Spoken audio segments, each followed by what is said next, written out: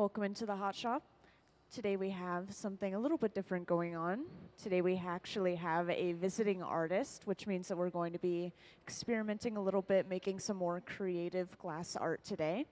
And our visiting artist, you could see his slideshow up on the screen. Today we have Davin Ebanks. Just testing out his name. This is the first time that he has been here as a visiting artist.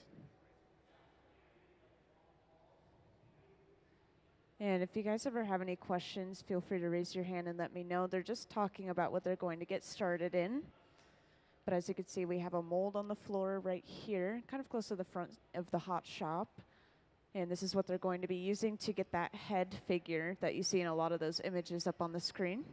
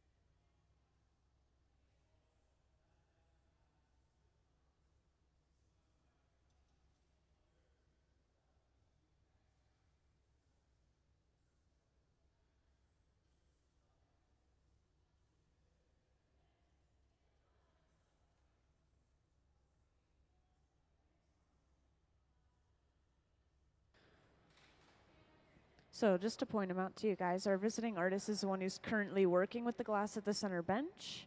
And just a little bit of information on him. He is an associate professor at Kent State University, and he is specifically also the head of the glass department there. He teaches glass as well as making the glass art himself. And he has brought an assistant with him today, Katie, and that is the person closest to this large metal box right here, just to point everyone out. And then everyone else who's down on the Hot Shop floor today, this is our Museum of Glass staff. These guys work in the Hot Shop pretty much full time, so whenever you come into the museum, you'll see them making things for the store or for commissions, or they're helping artists just like they are today. And I've heard some talk about flowers. I've heard some talk about some mold blowing and even using these sheets of glass that are down on this front table right here. So we'll see multiple different techniques coming into play today.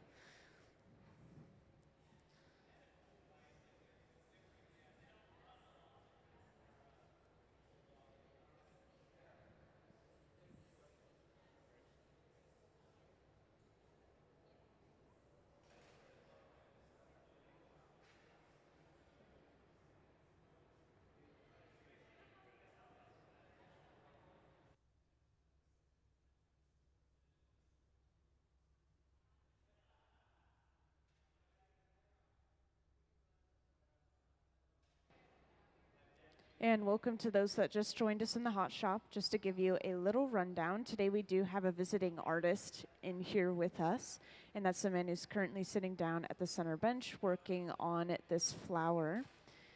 And he has also brought in an assistant and collaborator, Katie, who is closer to the left side of the hot shop with the short hair. And today they're going to be working on multiple projects. This is just the first day of his residency here at the museum, and so they're just kind of getting started. Whenever they practice some projects, they'll usually use clear glass because we can technically reuse it by putting it back into the furnace to melt down again. But we'll be seeing some colorful glass today a little bit later on once they're ready to make some full projects. And just a little bit of information on our visiting artists. I know that you guys already heard it, but for those in the back, today we have Davin Ebanks. That's the man who's working at the center bench once again. And he is an associate professor at Kent State University. He's also the head of the glass department there. So he teaches glass as well as making the glass himself. And if you guys ever have any questions, feel free to raise your hand and let me know. Just grab my attention and I'll come right over.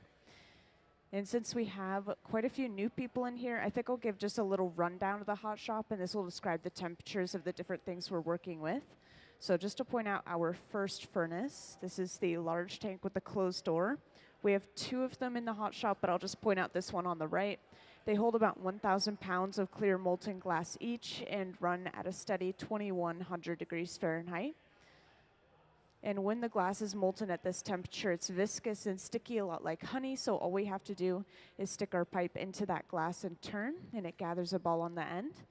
And then from there, we blow into the end of the hollow pipe. This expands the glass like a balloon.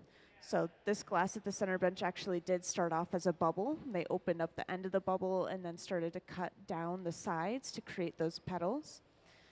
And in the center bench and the left bench, we have these large open face furnaces. These are used only for reheating, so they run between 21 and 2,300 degrees Fahrenheit. These do not have any glass inside of them. I like to mention that. We have two of them so we can work at multiple benches at the same time, mostly for convenience, so there's not really a difference in between those furnaces. And I know my voice can get kind of echoey and it might be a little loud in here, so I have closed captioning up on the screen just to let you guys know.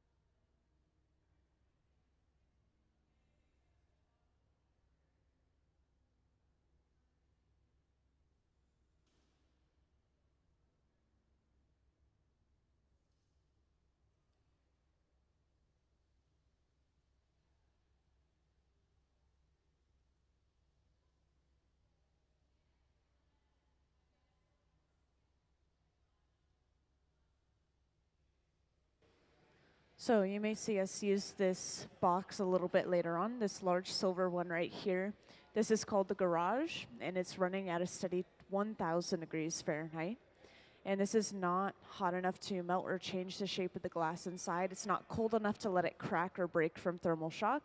So we'll preheat some pieces of glass or some color inside of that box, or we can set something aside in there to rest and stay warm until we need it later on. So we'll pull it back out and then just heat it back up a little bit and then attach it to whatever we need. So It's just going to hold everything nice and warm in there. And I don't see them use this torch that they're using at the center bench very often, but you'll see them use these really small flames when they're sculpting especially, or if they're working with smaller amounts of glass. This is usually called flame working, but this torch is probably running at a really high temperature at a very small concentrated area, maybe up to around 5,000 degrees Fahrenheit.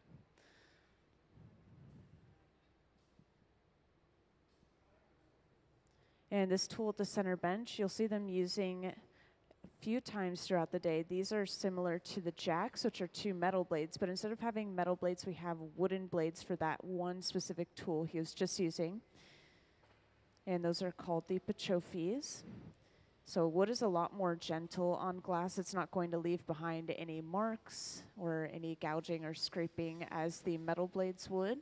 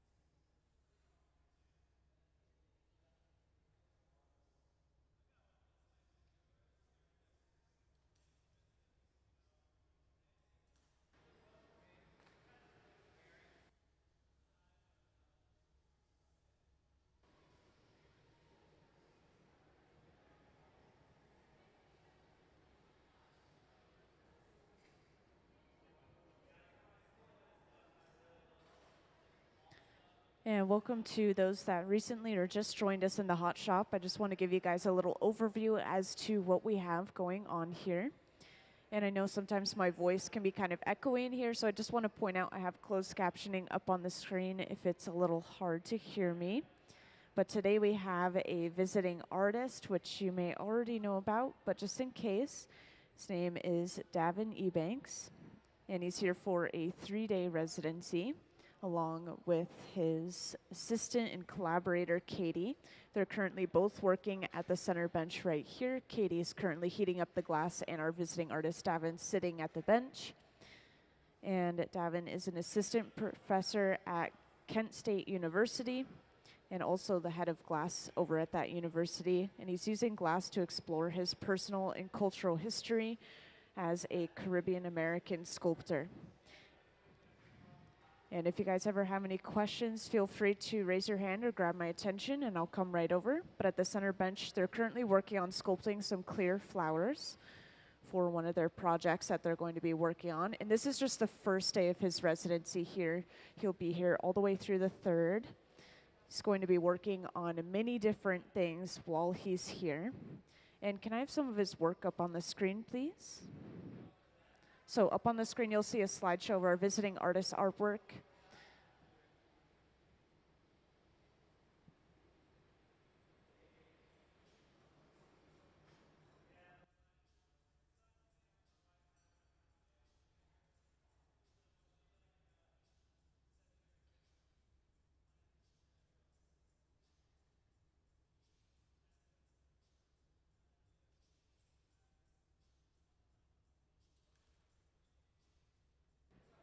And after each of these individual flowers is finished, these are brought over to the garage, which is this large silver box right here that they just placed it inside of.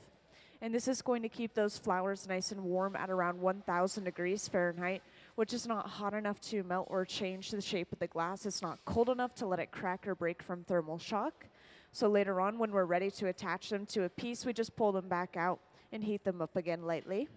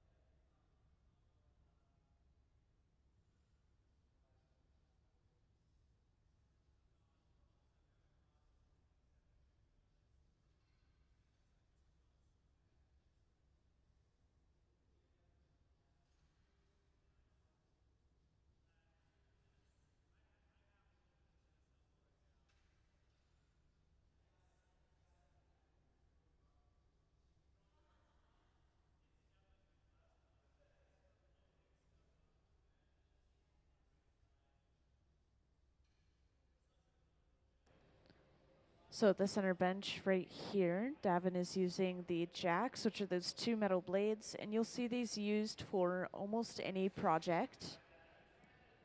We create a jack line using these blades, which is that divot in between the glass and the pipe, and this is where we remove the piece from the pipe later on. And now you'll see how they open up this bubble on the end to turn it into a flower.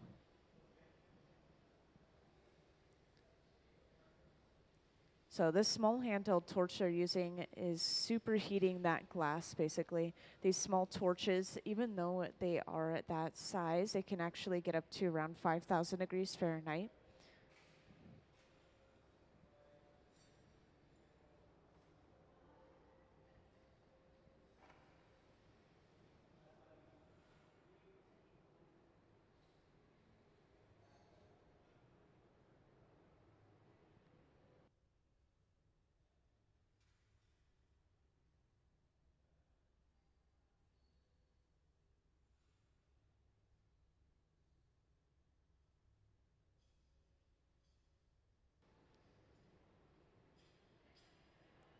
And this tool right here, you may notice, is simply a butter knife, but Davin is using this to mark exactly where he wants to create the petals for this flower.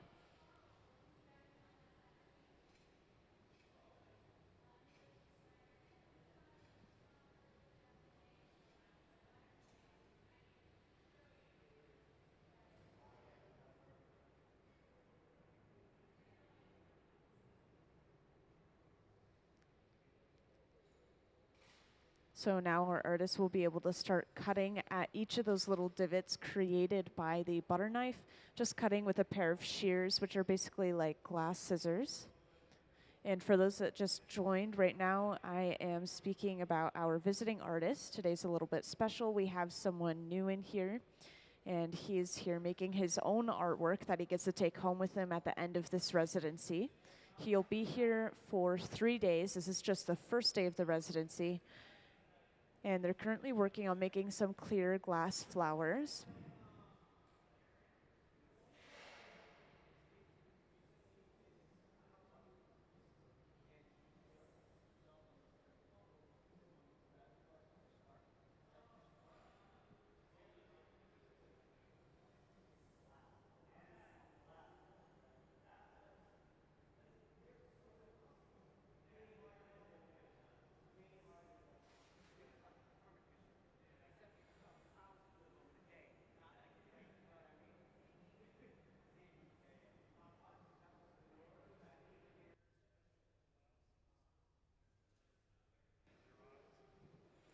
So technically, there are special glasses that will protect you from certain lights coming out of the furnaces.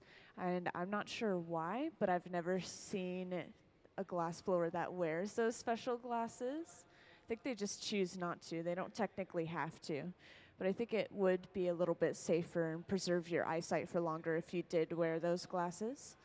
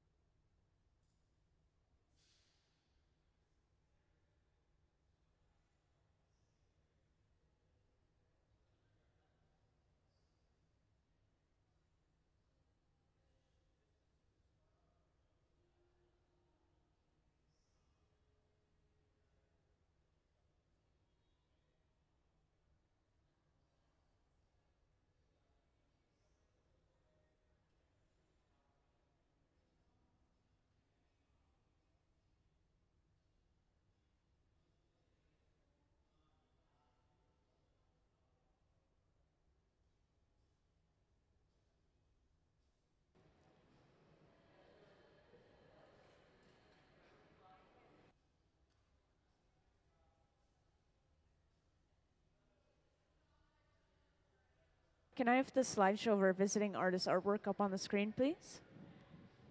So up on the screen, you'll see a slideshow of our visiting artist artwork. I just wanted to point out, whenever we see the head that has these flowers in the eyes, I want to point that project out because this is what they're going to be working on today, actually. So we have a mold for one of these blown heads down on the floor right here. And as you can see, it has these locking mechanisms, so we can really force the glass into all the crevices inside of the mold and then open it up to release it. And then we'll be able to attach those flowers that they're currently making right in the eyes of this blown head.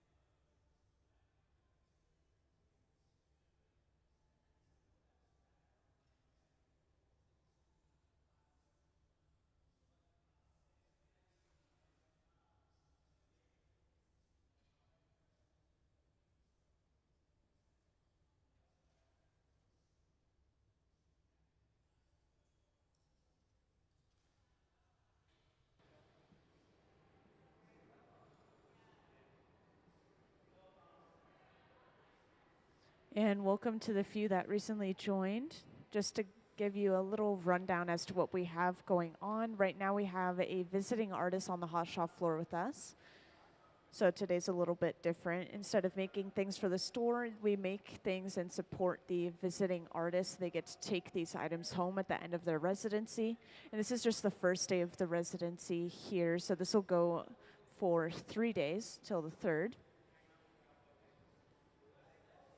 And just to point out our visiting artist, he's the one sitting at the center bench currently. This is Davin Ebanks.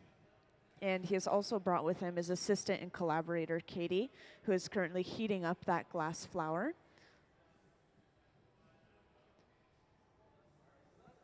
And our visiting artist is an associate professor and head of glass at Kent State University. He's using this glass art to explore his personal and cultural history as a Caribbean American sculptor. So just a little bit of information on him. And if you guys ever have any questions, whether it's about the glass process or questions for the visiting artist himself, feel free to raise your hand or grab my attention and I'll come right over. And currently at the center bench, they're just working on sculpting these transparent or clear glass flowers. And these are eventually going to be used as a decoration on a blown glass head. And this is the first thing that they're working on today. So they just started with these glass flowers, then they'll move on to that bigger part of the project, which is blowing the glass head using this mold that they have on the floor here.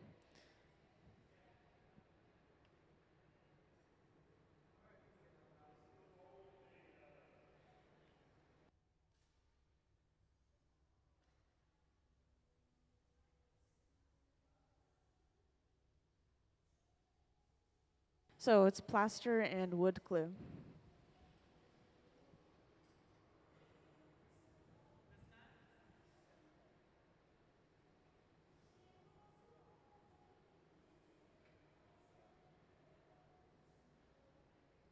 And every time they finish one of these flowers, these are broken off onto a heated tray, and then they're brought over to this big silver box right here called the garage, and they will keep these flowers nice and warm in the garage at 1,000 degrees Fahrenheit.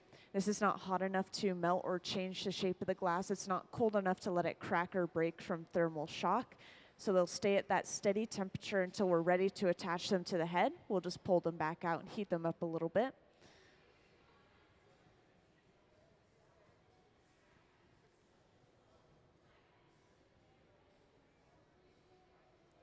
And since we have quite a few new people in here, I just want to point out a couple of these furnaces that we're working with in here and describe the temperatures.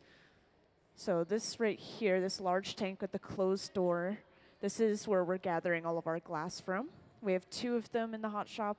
These are our glass furnaces. They run at a very steady 2,100 degrees Fahrenheit, and they hold around 1,000 pounds of molten glass. And this is all clear glass to start with. We have to apply our color after we gather that clear glass.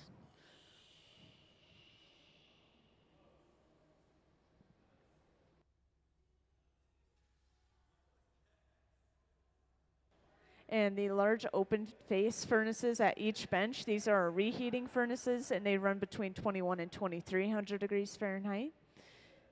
So a little bit hotter just to heat the glass a little bit more quickly. And we have 2 of them on today so we can work at multiple benches at the same time. So mostly for convenience rather than a difference in temperature.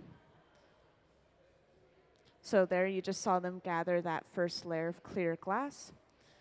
And as you can see, the texture of the glass is a lot like honey. It's very viscous and sticky, so all we have to do is heat the pipe and then stick it into that glass, and when we turn, it gathers a ball on the end.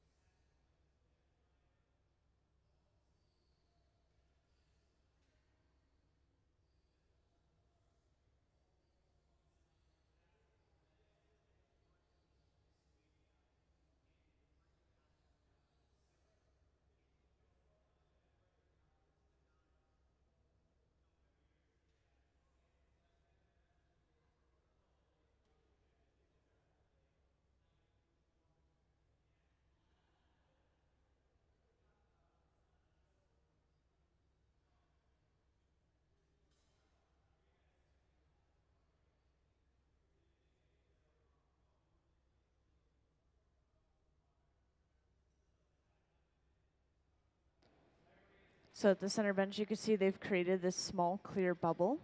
And this tool here, this is a pair of jacks, these 2 metal blades.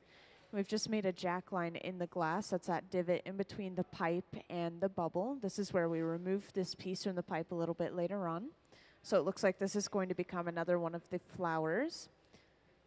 To make these flowers, they open up the end of the bubble using this super hot handheld torch. These can get up to around 5,000 degrees Fahrenheit, depending on the torch. So over double the heat of the molten glass itself. So all they're doing is heating up the end of that bubble as someone blows in the end of the hollow pipe. And this is pushing that glass past that breaking point, just breaking it open on the end. And our visiting artist is going in with a butter knife to mark where to cut this bubble open to create the flower.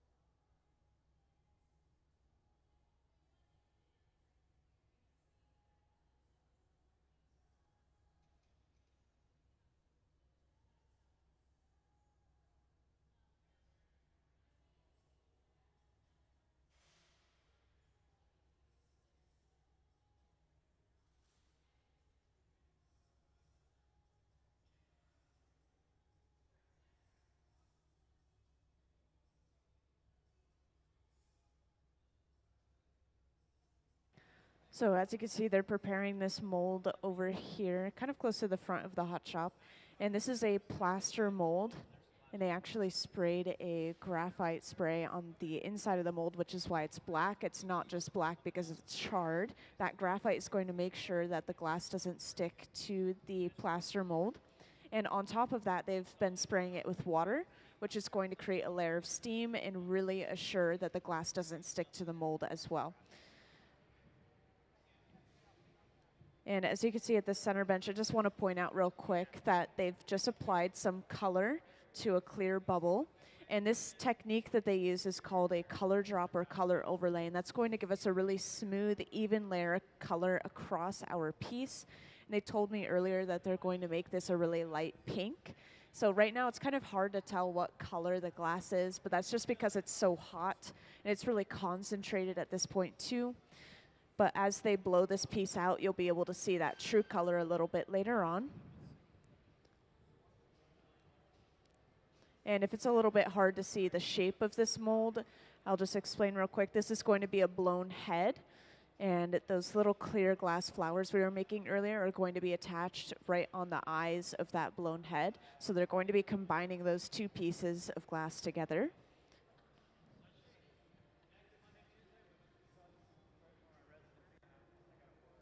And as you noticed, we apply our color pretty early on in the process, and then we'll start gathering more and more layers of clear over top of that as they are right now. And this is going to just build up a little bit of mass for the piece.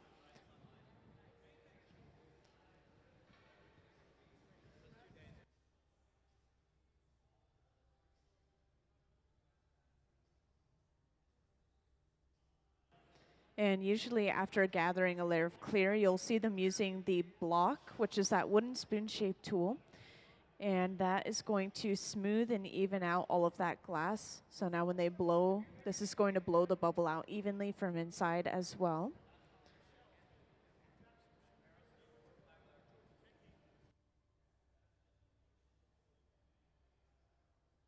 And these blocks are usually carved out of cherry wood and kept in water to help prevent it from burning, which is what's in that large bucket behind them.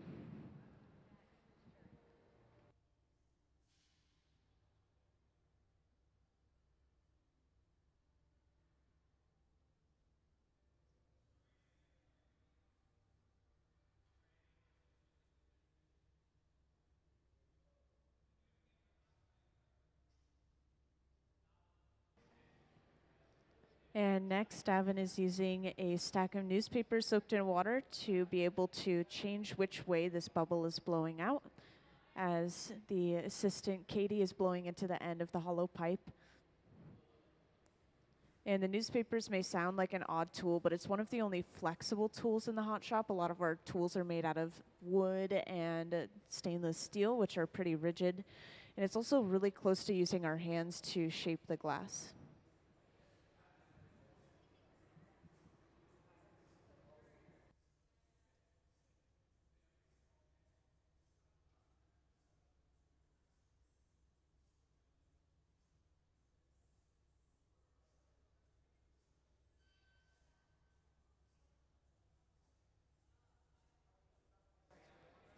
So over on the left side of the hot shop, Katie just used a pipe cooler, and this is a trough of water, splashing water up onto the pipe, cooling it down almost instantly. And that's why you saw a lot of steam rising. And they'll usually use it after they gather clear because they're sticking the pipe kind of deep inside of that furnace to gather that clear up. Otherwise, though, they kind of describe the pipe as a frying pan handle, which is not going to get hot unless it's directly inside the heat.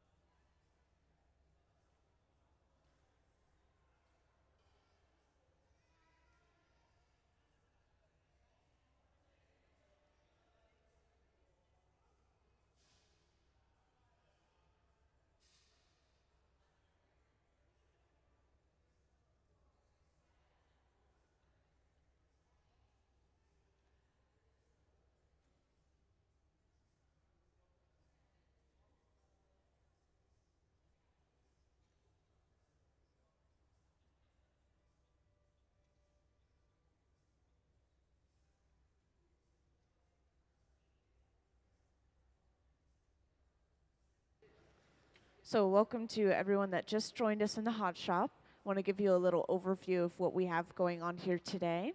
Today we do have a visiting artist, if you didn't already know. This is Davin Ebanks, and he's the one sitting at the center bench working with the glass currently. And he's also brought in an assistant and collaborator, Katie, who is up in the front here with me, just to point them out. And then we have these two visiting artists for a 3-day residency. So this is the first day of that residency. It will go all the way until the 3rd. And Davin is an associate professor and head of glass at Kent State University, using glass to explore his personal and cultural history as a Caribbean American sculptor. And so at the center bench, they're working on the larger part of this project, which is going to become a blown glass head. And this is going to eventually be a really light pink color, I was told. Right now, it's kind of hard to tell what color this glass is because everything is so hot currently. But we'll be able to see more of that true color later on as they start to blow this out and that glass cools down a little bit. And if anyone ever has any questions, feel free to raise your hand and let me know. It could be questions about the glass process or even questions for the visiting artist, which I can relay to him.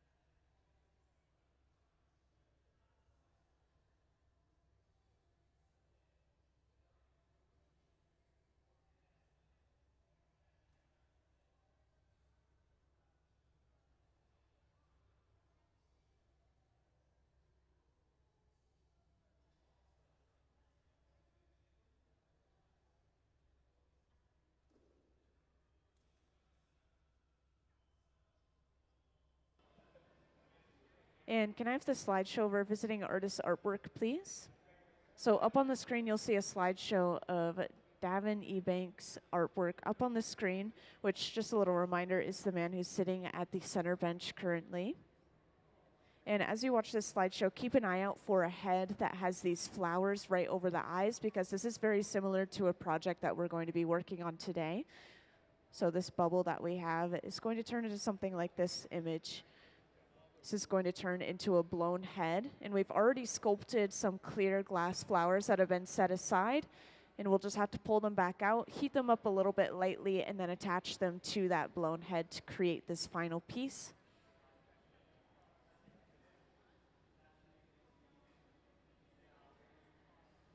And since I do have quite a few new people in here, I just want to give a little rundown of the hot shop so you can understand the temperatures of the different things that we're working with.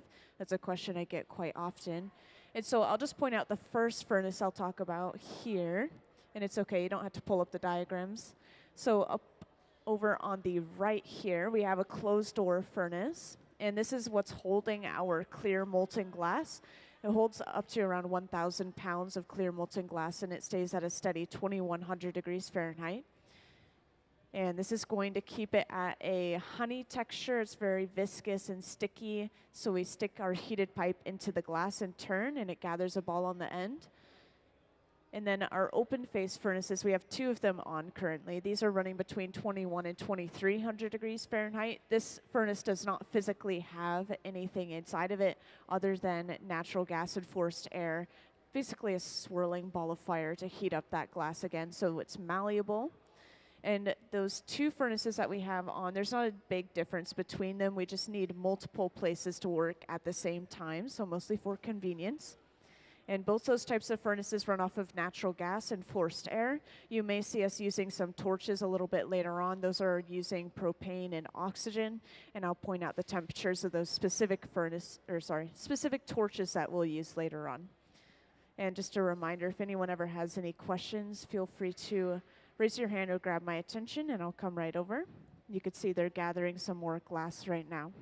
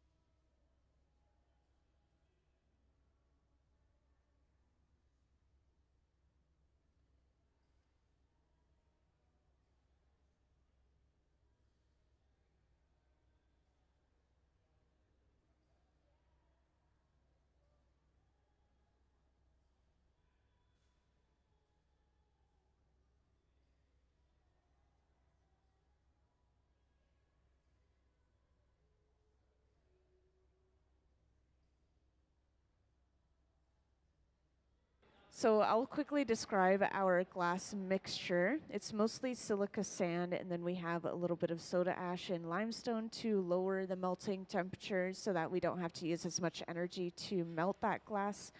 And as for where we get it, it is shipped in these special amounts that we throw into our furnace in that sand mixture.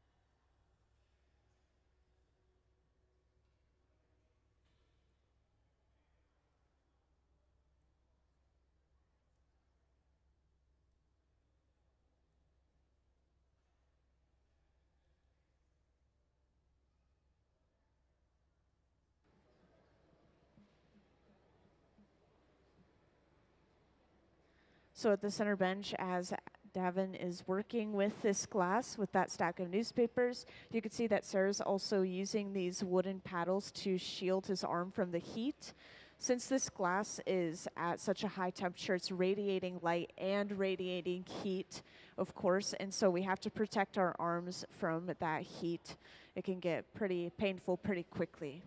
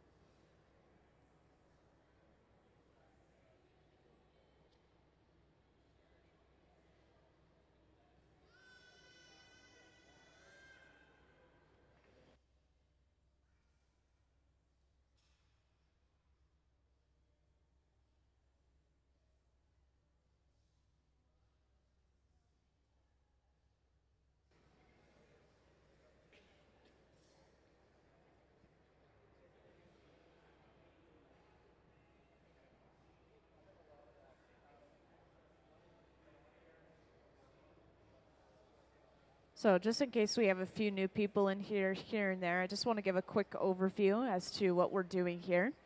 At the center bench, we have our visiting artist, Davin Ebanks, sitting at the bench, and his assistant and collaborator, Katie, is currently heating up that glass. And this piece is going to eventually turn into a blown head. We've already made some sculpted flowers, set them aside. We'll pull them out and attach them right over the eyes for this sculpted head. So this is going to be a multi-part piece. This large metal table here that Davin is rolling the glass on, this is called the marver. And this is going to cool down the surface of the glass wherever it touches, as well as shape that glass. And so he's able to control which way the bubble is going to blow out by cooling certain areas of the glass, for example.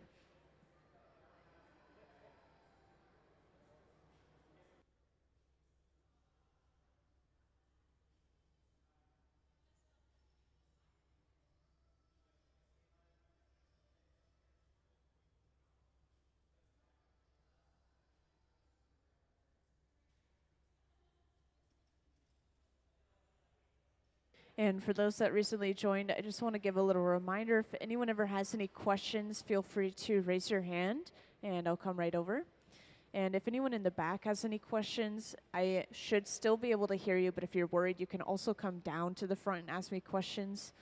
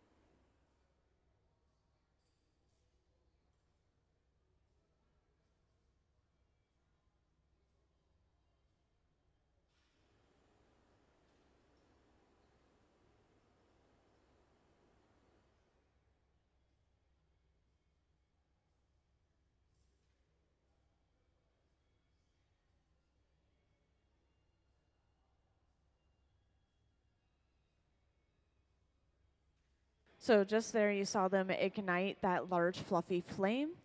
And this is going to be running between or right around the temperature of the furnace, probably around 2300 degrees Fahrenheit. But instead of heating up the entire thing overall inside of the furnace, the torch is going to allow them to apply some extra heat to a specific area. So if they want to stretch one area of the glass versus the other, or if they need to just apply a little extra heat, maybe if an area is cold, they use that large fluffy flame for many things. And for this bubble, it's important that they form it in such a way that it's going to fit inside of the mold that they're blowing it into.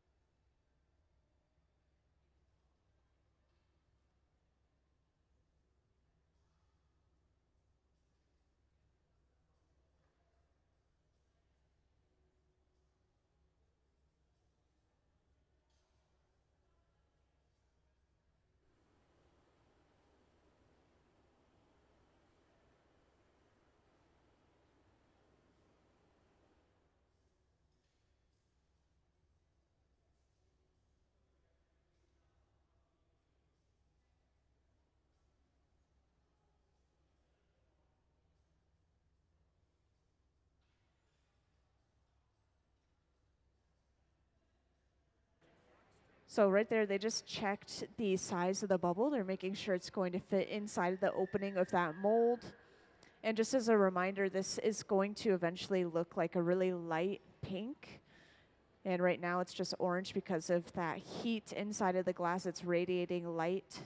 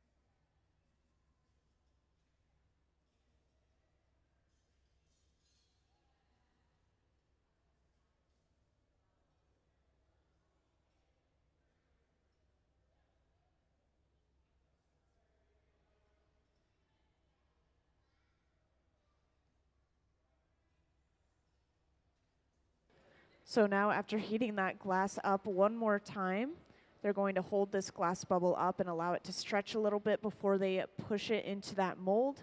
And blowing as hard as they can into the mold is going to force that glass into each of those crevices of the mold, which is important because this is a face. We want to make sure it gets into the nose and the ears and anything else that they're applying that. And right here, these are two jacks, which are those metal blades. And these are creating a jack line in the glass. This is where we're going to remove this head from the pipe a little bit later on, is right in that divot.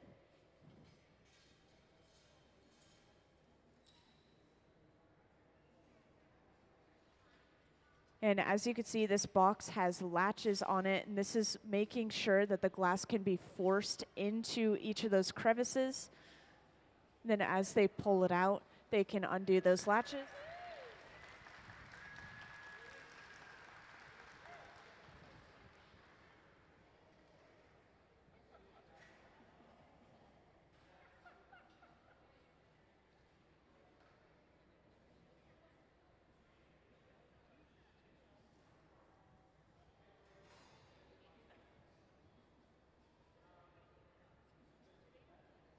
And this glass is still really hot, so right now they're letting it rest at the center bench, cool down a little bit so it stops moving so much.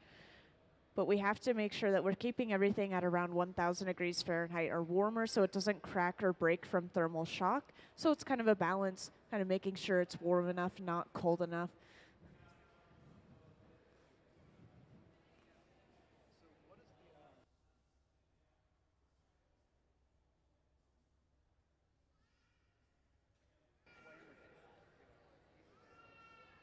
So just a little recap on the mold. The mold itself is plaster and wood glue mixture. And this is actually coated in a spray that contains graphite. So that's that black look to the plaster. It's not because it's burned, it's because it has graphite on it. And that graphite will help release the glass from the mold. But on top of this, they also sprayed the mold with a little bit of water before they pushed the glass bubble in. And this is just going to create steam in between the mold and the glass, just really reassuring that the glass will come out cleanly from the mold. So now that they've taken that glass out, this mold can be reused later on to make many more heads.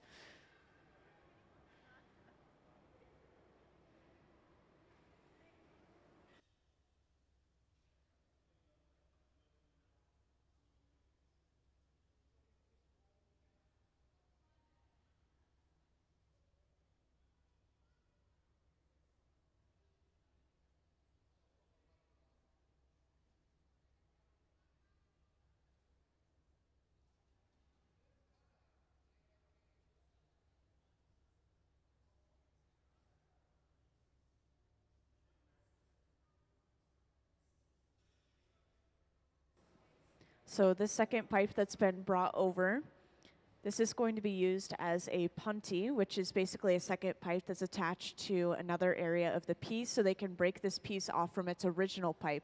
So this is going to be attached to the top of the head.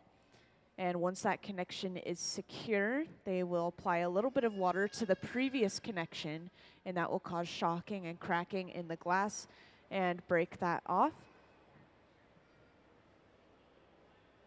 Once again, they're using this large fluffy flame.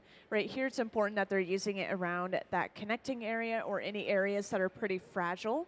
When we break a piece off, it can create vibrations, which can create shocking in the glass and break something. So heating up any fragile areas are going to prevent anything from breaking. So now to break this off, they just apply a little bit of water to that jack line, which is that divot in the glass. And then all they have to do is tap the pipe, and that should break that piece cleanly off.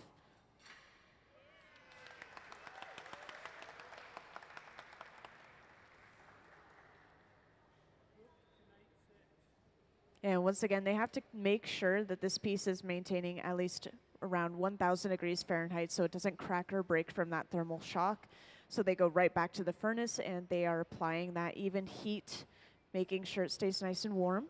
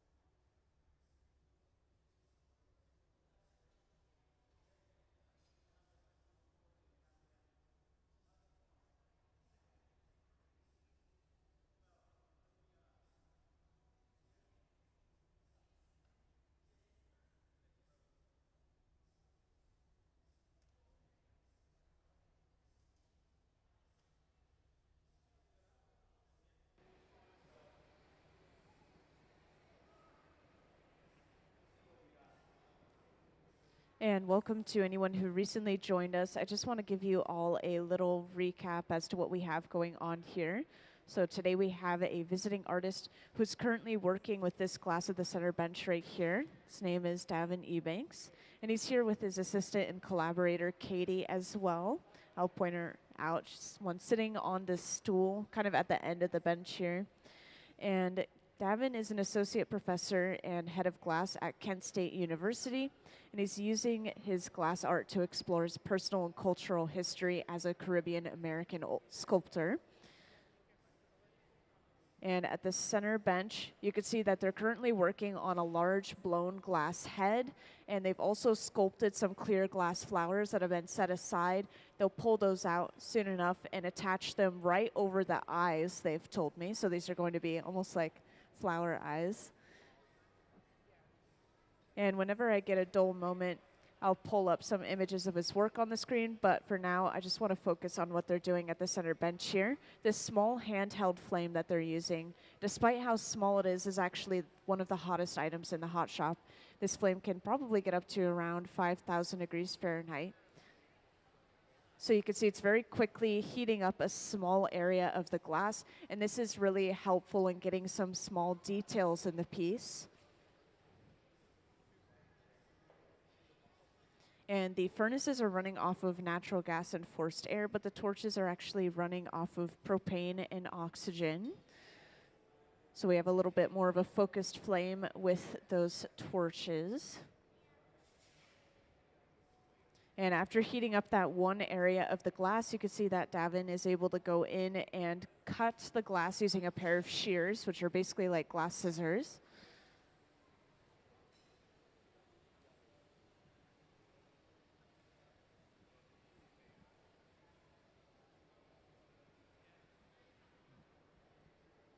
And since I have a few new people in here, I just want to give a little reminder. If anyone ever has any questions, feel free to raise your hand or grab my attention, and I'll come right over.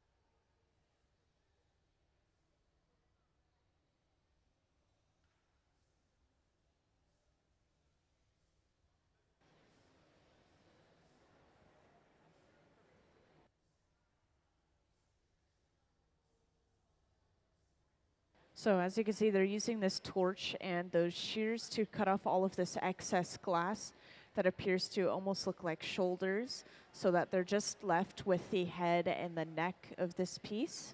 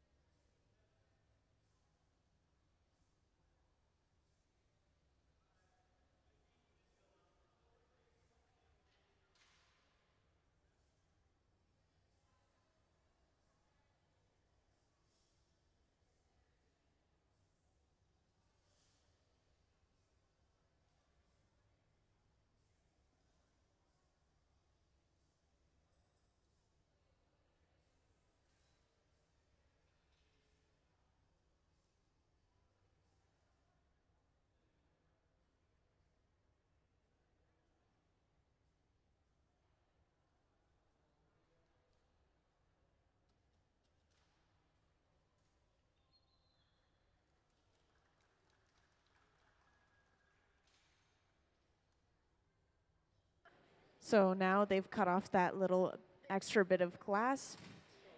And as you see, we have a little pile of glass kind of next to the bench. All of these scraps, since they have color in them, we can't reuse them. But if this were clear glass, we could technically break it back up and put it back into the furnace to melt down.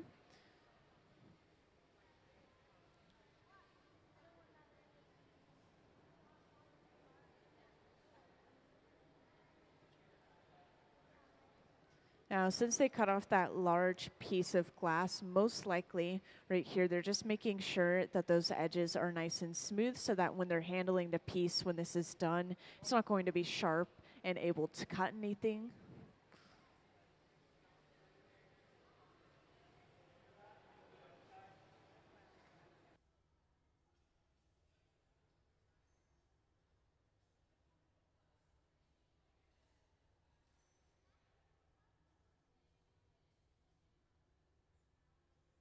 And as this piece continues to cool down a little bit more and more, you could see more of that pink color that I was talking about earlier. This piece is going to end up a really light pink.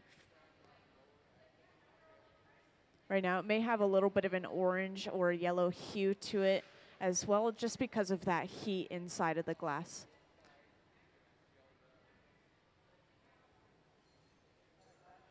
And can I actually have the slideshow of our visiting artist artwork real quick?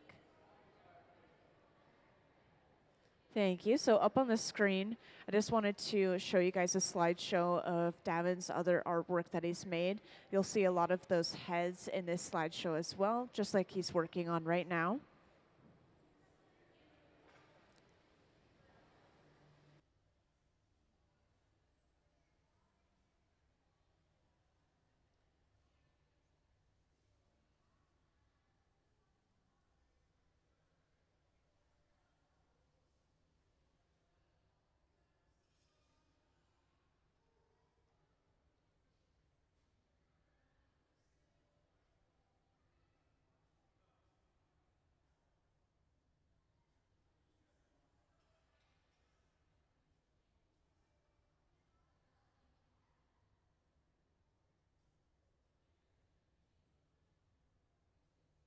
So just to let you all know, this is a little wax head that was used to create this mold that they used to blow the glass head.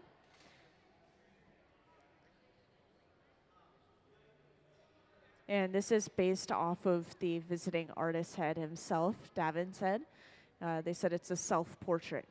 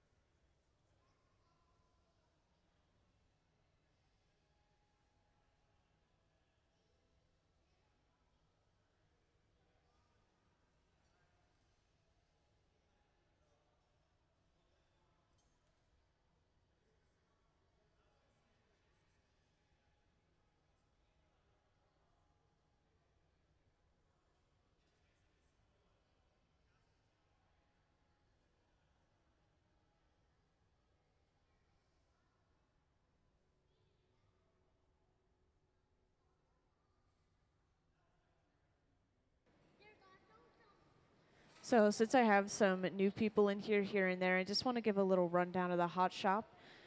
And this will describe the temperatures of some things that we're working with and the furnaces that I'll point out, the temperatures for those furnaces. So just to point out the first one over on the right here behind Sarah, this one with the large closed door. This is our glass furnace, and it holds up to around 1,000 pounds of clear molten glass and stays at a steady 2,100 degrees Fahrenheit. And when the glass is molten at this temperature, it's viscous and sticky, a lot like honey. And so all we have to do is stick our heated pipe into that glass, and when we turn, it gathers up a ball on the end. And then from there, we blow into the end of our hollow pipe. This expands the glass like a balloon.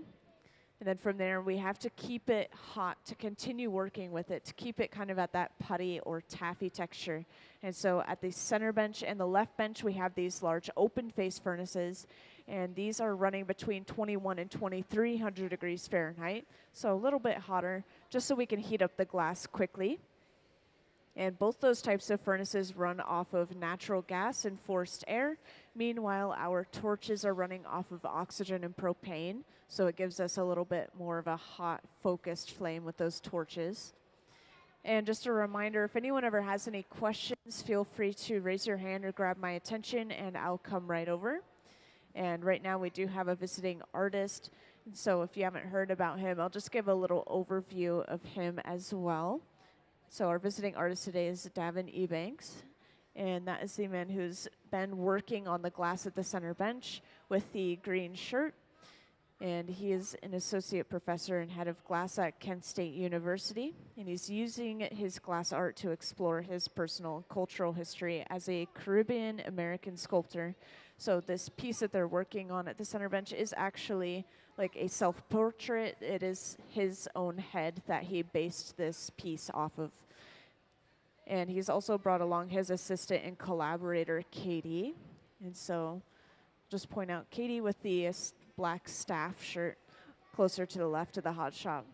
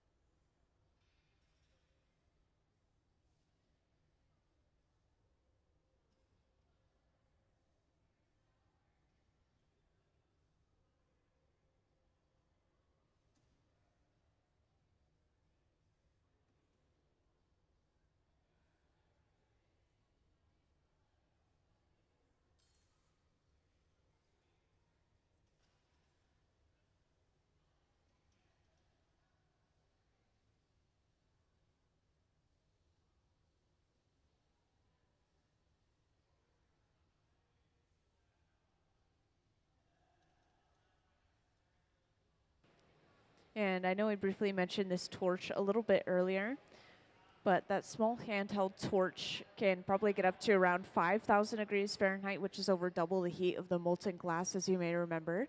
So this is going to allow them to get some smaller, finer details in the glass by superheating just really small areas of the glass at once. And then each time that they're doing so, they always have to go back to the furnace and heat up the entire thing overall. They're trying to maintain a temperature of around 1,000 degrees Fahrenheit so that the glass doesn't crack or break from thermal shock.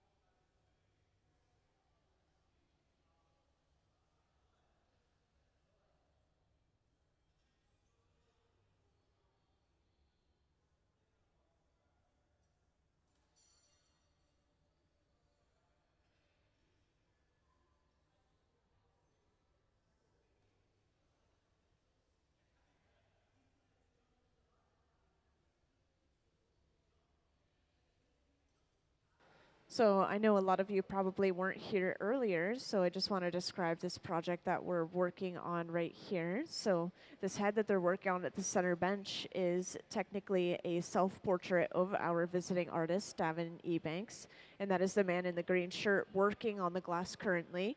And we've also sculpted and set aside some clear glass flowers that are going to be attached right over the eyes for this piece. And these flowers are actually sitting aside in the garage, which is this large silver box right here. And they're staying nice and warm in there at 1,000 degrees Fahrenheit. So this is not hot enough to melt or change the shape of the glass. It's not cold enough to crack or break that glass. So later on when we're ready, we just pull them out one by one, heat them up lightly at the connection point, and then attach it to this head at the center bench. And if anyone ever has any questions, feel free to raise your hand or grab my attention, and I will come right over.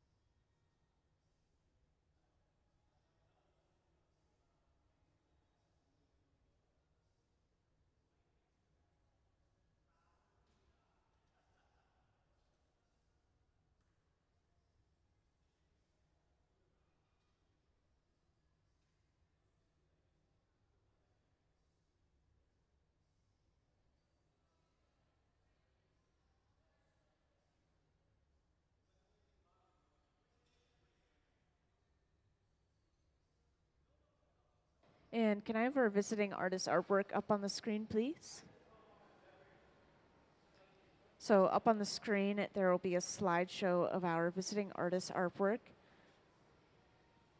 And you'll see a lot of these head sculptures as well, just like the one that they're working on right here.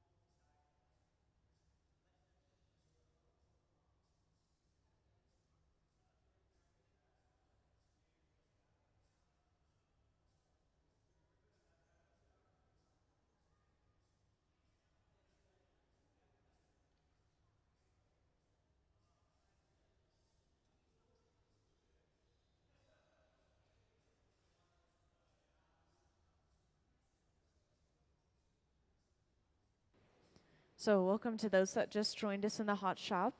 Today we have a visiting artist, and his name is Davin Ebanks. Sorry, and he's the one in the green shirt at the center bench that's currently working on this piece.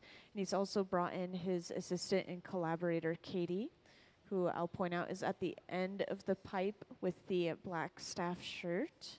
And this is a 3-day residency for this visiting artist. This is the first day. This is the first piece they're making. And this is going to go until the 3rd of September.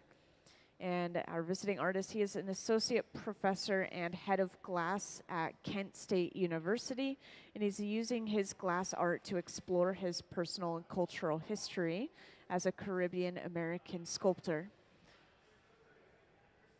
And so at the center bench, this head that they're working on is actually sort of a self-portrait. This is based off of his own head.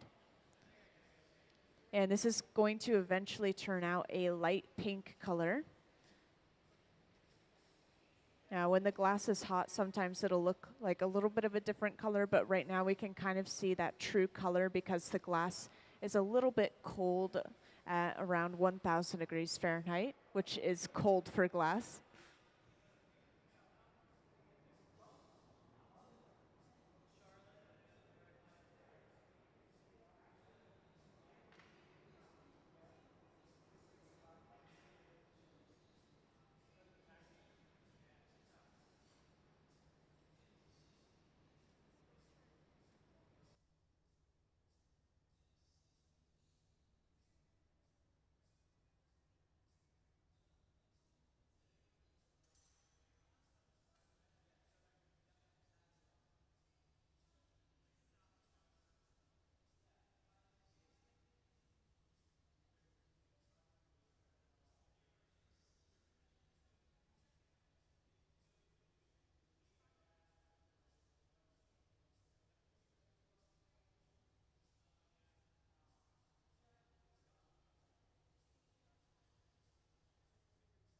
So that small handheld torch that they're using is allowing them to get some really small details in the glass. So instead of heating up the entire thing overall, he's just heating up a really small portion of the face at a time.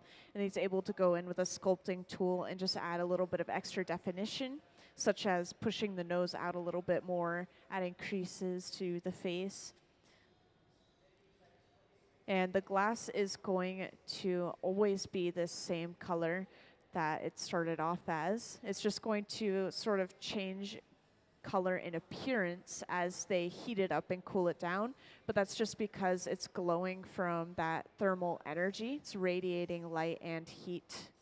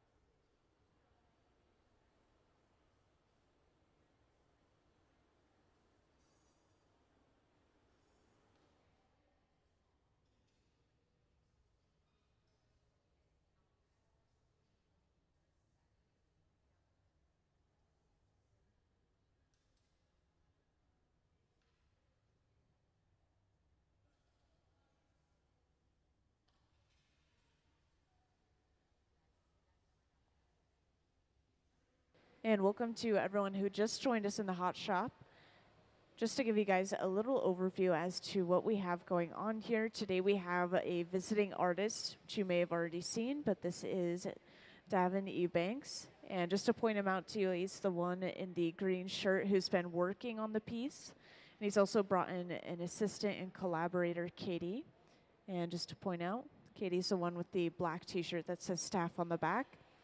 And they are here for a 3-day residency. This is the first day of that residency. This is the first piece they're making during this residency. So we have a lot to look forward to. This will go all the way till September 3. And just a little information on Davin. He is an associate professor at Kent State University, as well as the head of glass over there. And he's using his glass art to explore his personal and cultural history as a Caribbean American sculptor. So this head that he's working on at the center bench, this is basically a self-portrait. This is based off of his own head. And you can see the original wax sculpture of it right here. He's been going over to it, kind of checking the measurements, then going back to his piece. And if you guys ever have any questions, feel free to raise your hands and let me know.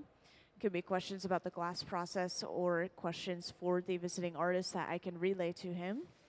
This piece that they're making at the center benches is supposed to turn out a light pink, just to let you know.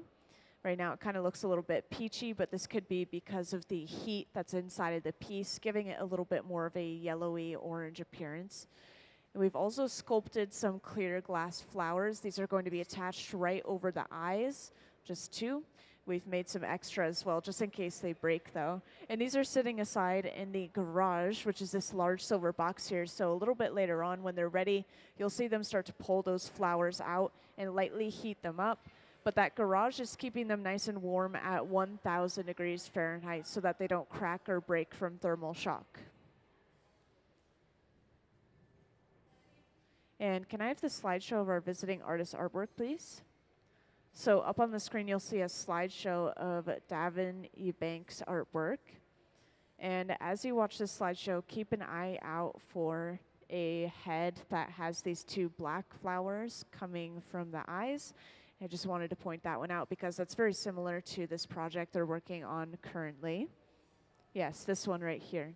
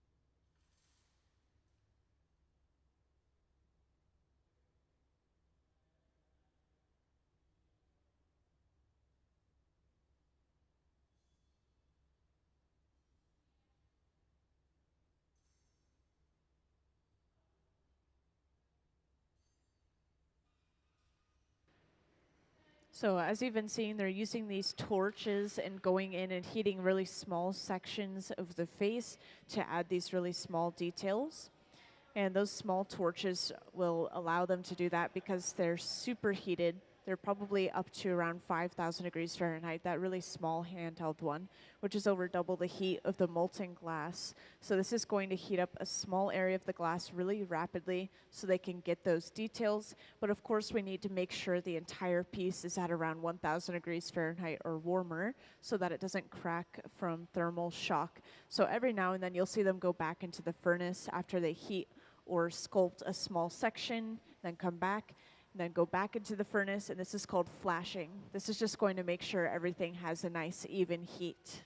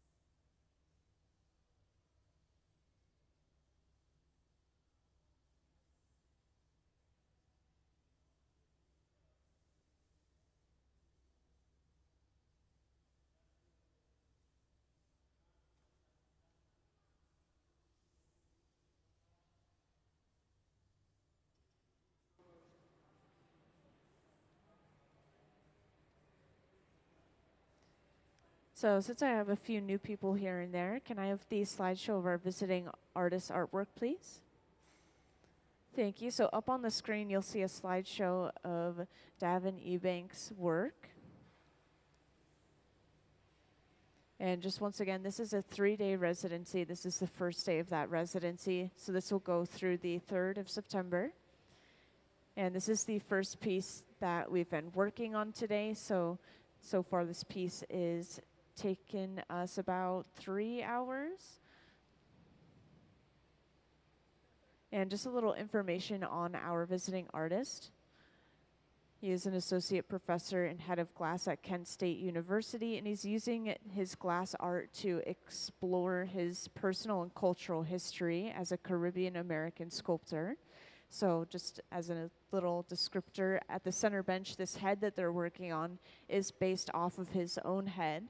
So he's basically making a self-portrait out of glass, along with all of these other heads that are up on the screen.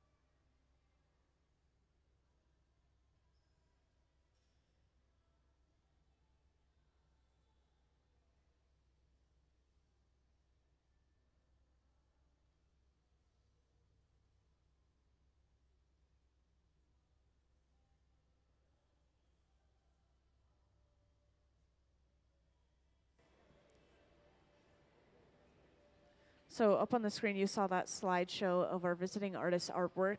And while you were watching, you may have seen a face that had these flowers on the eyes. And that's very similar to the project that we're working on right now. So this glass that we have at the center bench is a really light pink. And we've actually already made those flowers. These are just going to be clear glass flowers. And they're resting inside of the garage, which is this large silver box right here, staying nice and warm inside of there at around 1,000 degrees Fahrenheit. So when we're ready, we could just pull those flowers out one by one and attach them right over top of the eyes.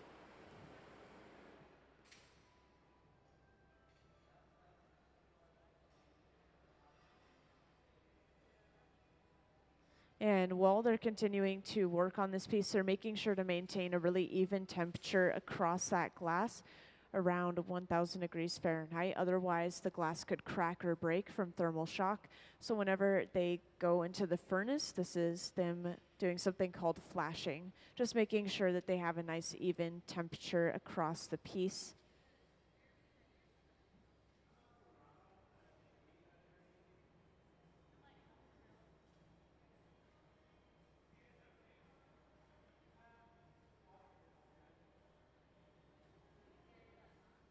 And Davin is continuously using various sculpting tools. There's not really a great way to describe these because you could use something as simple as a butter knife even. You can use pretty much anything you want or need to sculpt the glass.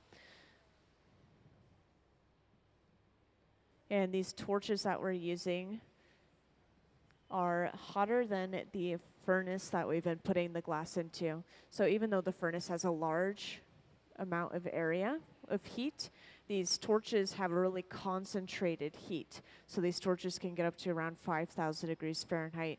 So you'll see this is going to very quickly heat a small area of the glass. And the furnaces are running off of natural gas and forced air, while the torches are running off of oxygen and propane.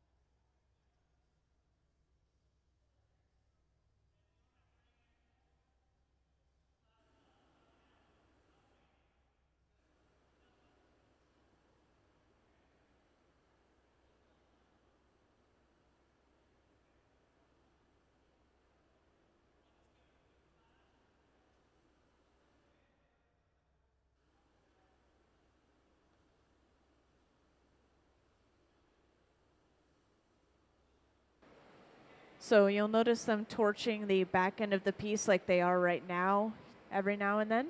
And this is because it's the last thing going in the furnace, first thing coming out. It's naturally the coldest part of the glass, and that is where the glass is connected to the pipe. We want to make sure that we don't get any cracking or shocking from it cooling down too much. So we're trying to maintain that even heat of around 1,000 degrees Fahrenheit or warmer so that we don't get any of that cracking or shocking.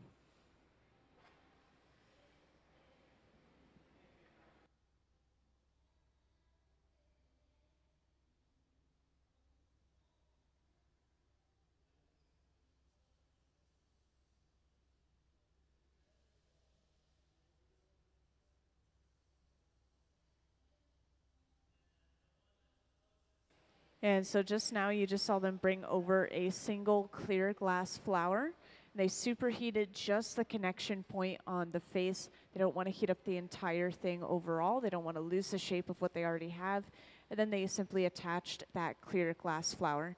So they'll bring over one more and attach this over the second eye.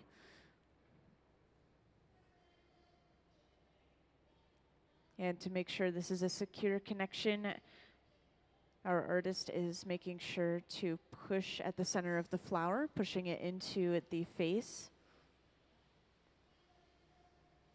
And then once again, going in with that handheld torch and superheating just the connection area of the eye.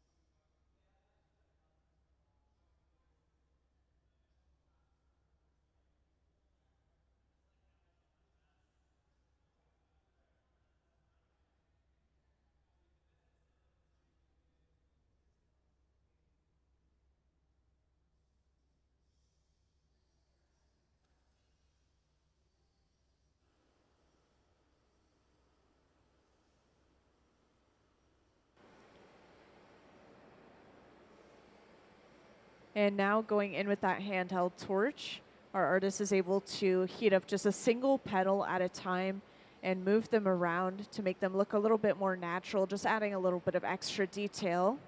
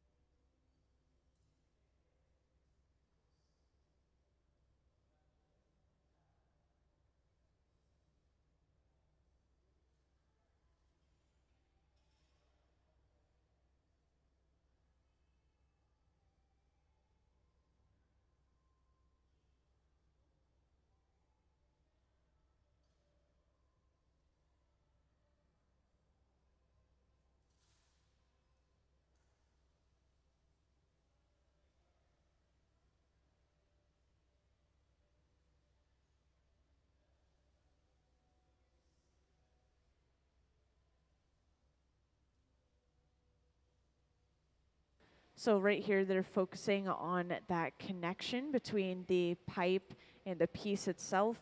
They're going to start cutting away at that connection a little bit, making it easier to break off so that they could put this piece away to cool down.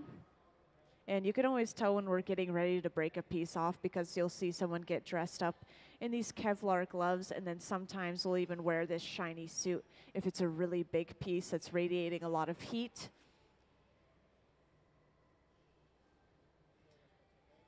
And now to cut this piece off, Davin is going in with a pair of shears and cutting at that connection.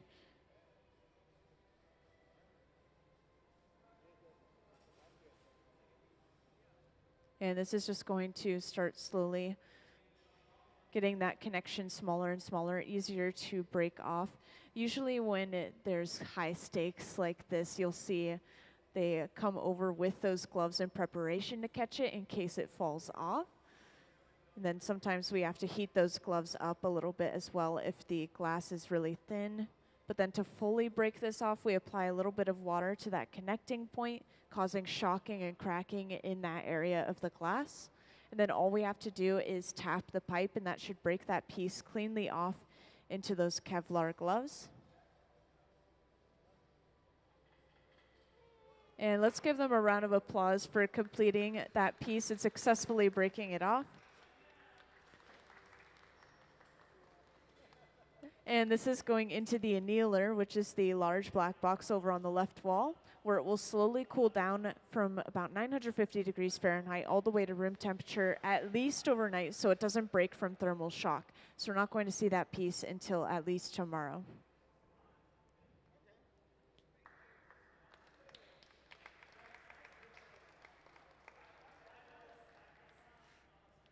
So now we will take our 1 hour lunch break. We'll be back at around 2:10. We'll see. Just to let you guys know, if you want to come back, we'll have our returning time up on the screen. So you can always check in and see what time we're returning. And then we'll be blowing glass all the way till 5 p.m. So please join back in. And thank you for stopping by.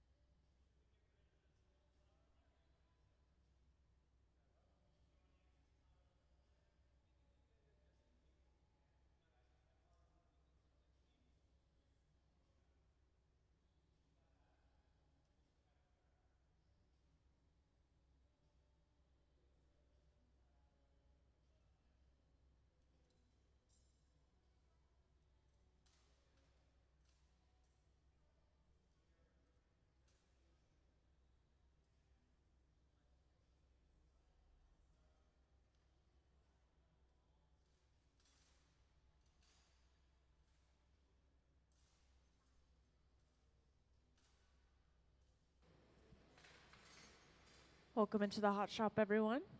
Just to let you know what we're going to be working on. Well, today we have a visiting artist, if you didn't already know. And this is Davin Ebanks, and that is the man who's sitting down at the center bench currently with that green shirt.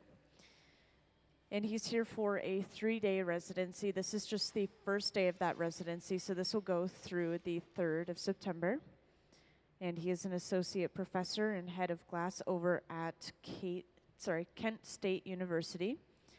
And he's using his glass art to explore his personal and cultural history as a Caribbean American sculptor. So that slideshow you saw up on the screen was some examples of some artwork that he's made before.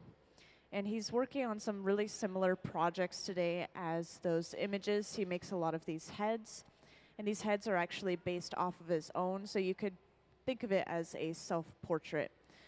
And we have an example of the wax head right here that he uses to get the mold that we're going to blow glass into.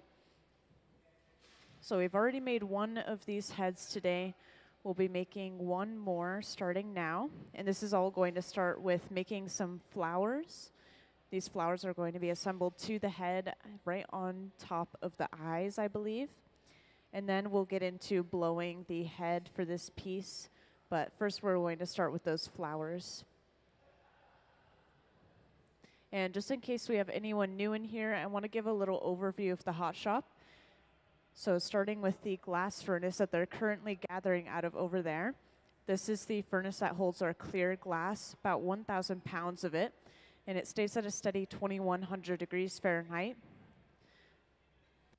And as you can see when they gathered it, this is a very viscous and sticky texture. The glass at that point is kind of like the texture of honey. So it will stick to the end of our pipe, and then we can blow into the end of our hollow pipe, and this expands the glass like a balloon.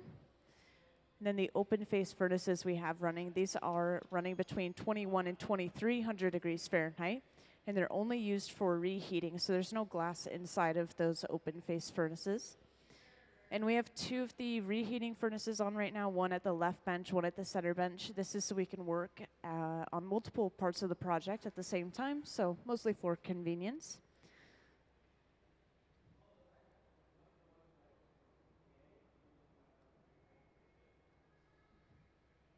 And both those types of furnaces run off of natural gas and forced air.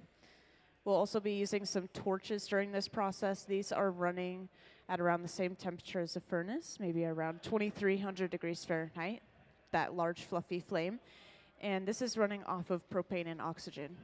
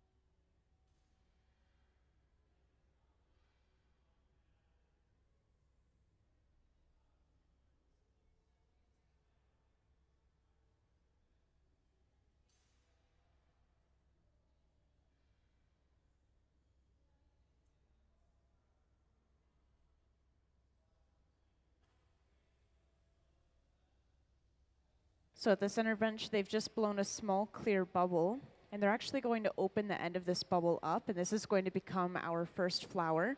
The way that they're opening it up is they're using this super hot handheld torch. They're just going to heat up the very end of the bubble as somebody blows into the end of the hollow pipe, and this is going to burst the end of the bubble open so that they can start to create those petals.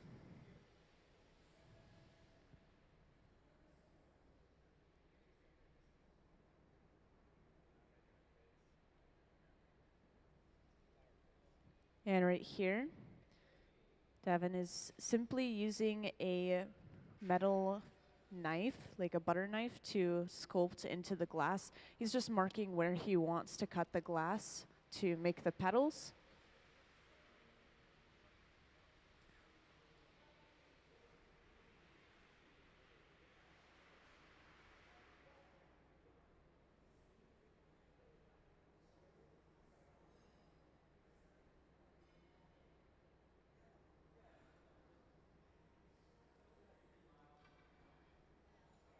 And now to start creating these individual petals, Davin is going in with a pair of shears, which you can imagine are like glass scissors. He's going in and he's going to make some shallow cuts just where he made the dents with the butter knife. And this is going to take a few heats and a few cuts to actually get all the way down to the pipe pretty much.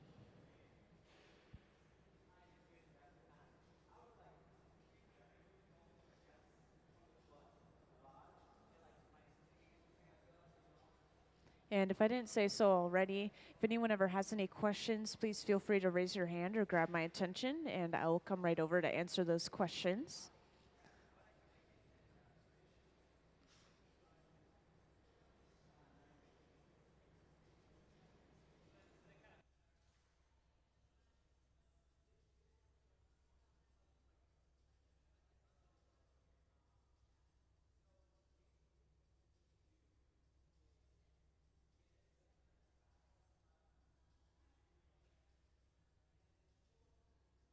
So this amount of glass on the end of the pipe is so insignificant, maybe not even a pound of glass. But later on, when we blow the head into this mold here, we're going to use quite a bit of glass, maybe 20 pounds, 15 to 20.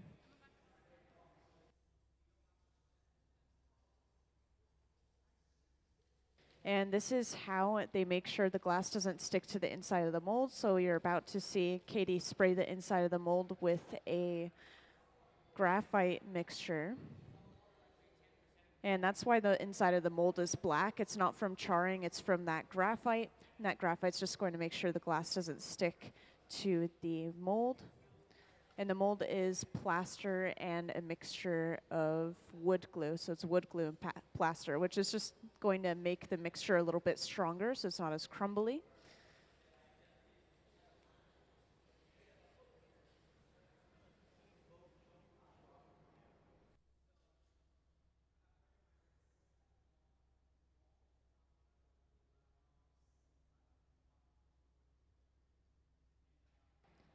And then the inside of the mold is sprayed with a little bit of water as well. And this is going to create a layer of vapor or steam in between the glass and the sides of the mold. Just kind of a double layers of protection, making sure that the glass absolutely doesn't stick to anything inside of the mold.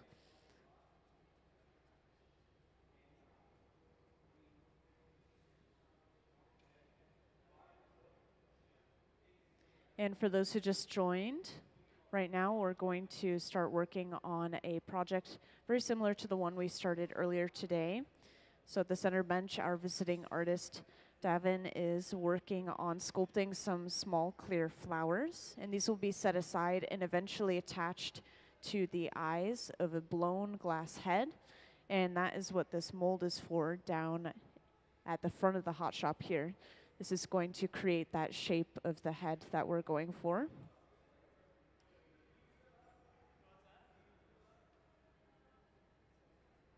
And this wax mold that's sitting next to the wax sculpture that's sitting next to the mold is what the end product is supposed to look like. It's supposed to take on the features of that wax figure. And if I didn't say so already, this is based off of our visiting artist's head himself, so it's basically like a self-portrait.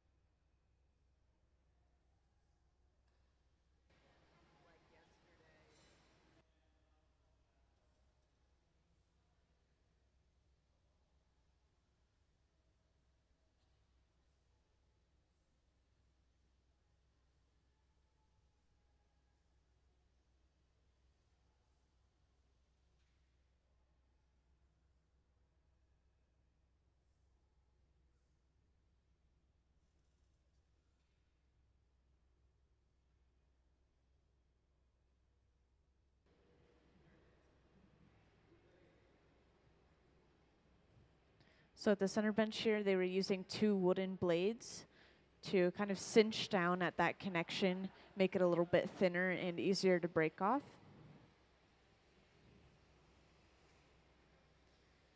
And I know I mentioned the temperature of the furnaces, which I'll re-mention since we have a couple of new people, but just to point out this furnace they're using here, it runs usually between 21 and 2300 degrees Fahrenheit. But I wanted to point out this torch, this small handheld torch that they use every now and then, that really focused flame is actually really hot, one of the hottest items in the hot shop, and it can get up to around 5,000 degrees Fahrenheit, I was told. That's over double the heat of the molten glass itself. So this will very quickly heat up small areas of the glass, which you'll see a lot later on, and it allows them to get some really fine details.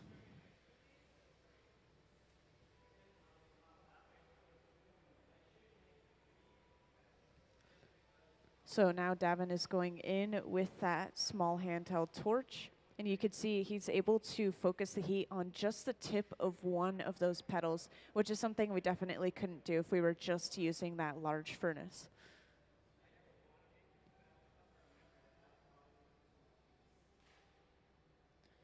And now that the end of that petal is nice and hot, goes in with a pair of shears, and then he cuts the end of the petal to give it a little bit more of a sharper appearance.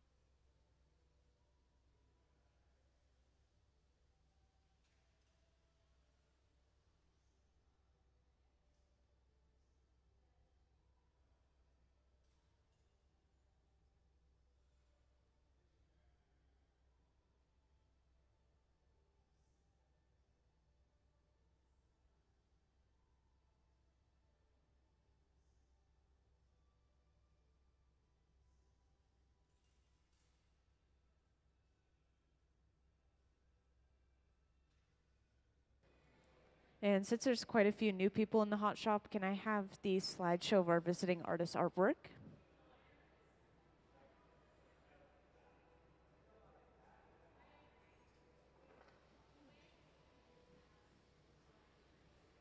Could I have Davin's artwork up on the screen, please? Thank you. So up on the screen, you'll see a slideshow of our visiting artist artwork. And I just wanted to point out, keep an eye out for a head that has these black flowers in the eyes, because that will give you a good idea of what this final product might look like.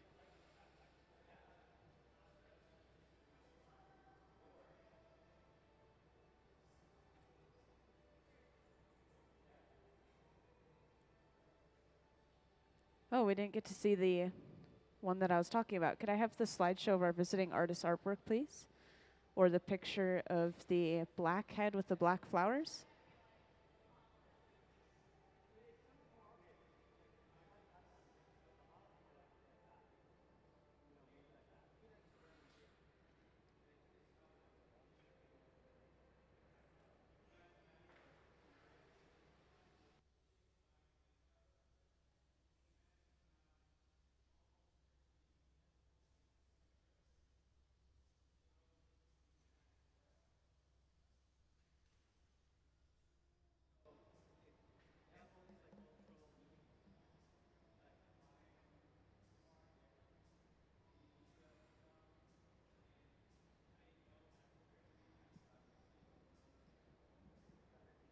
Could I have the slideshow of our visiting artist artwork, please?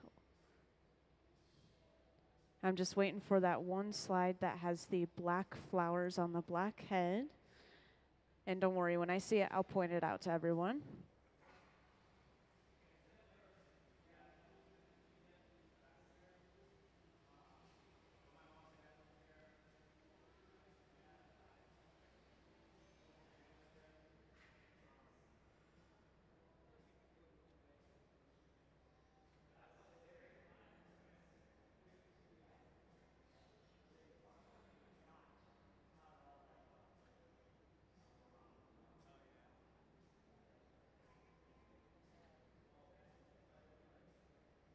So this image up on the screen is a good example of how those flowers are going to be applied to the face, how they're going to fit.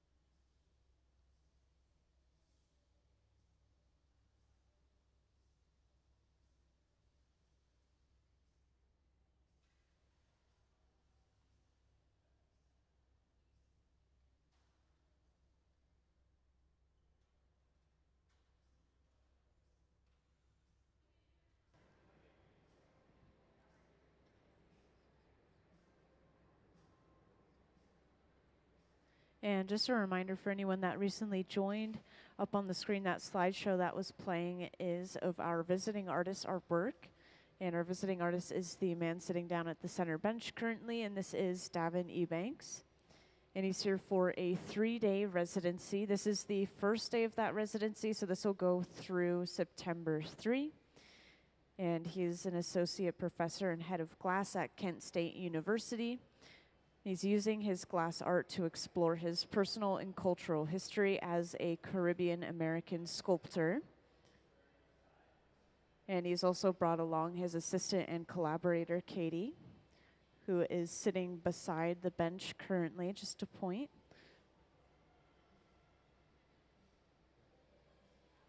And we're going to be sculpting a couple of these clear glass flowers. Whenever these are done, these will be set aside in the garage, which is this large silver box right here on the hot shop floor. And this will keep those flowers nice and warm at around 1,000 degrees Fahrenheit, which is not hot enough to melt or change the shape of the glass. It's not cold enough to let it crack or break from thermal shock. It'll just keep them nice and warm until we're ready to pull them back out and attach them to the head right over the eyes.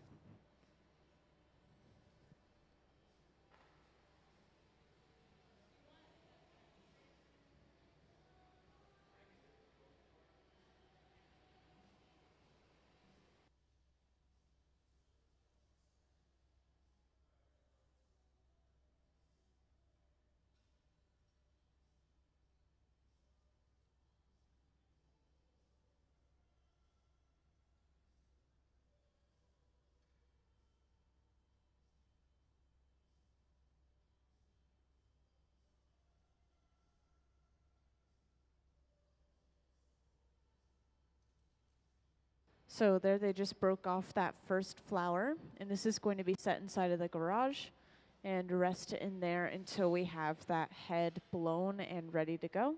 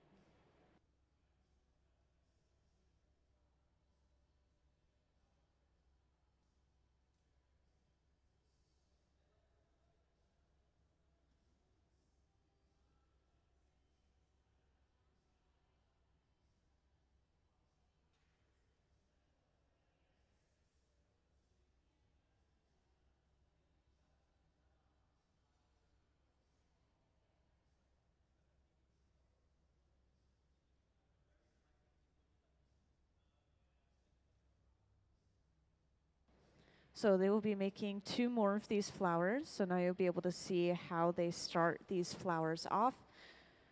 And this is all just starting with a single gather of clear glass on the end of a hollow pipe. As you saw, Davin just gathered that clear. And this will be blown into a small bubble.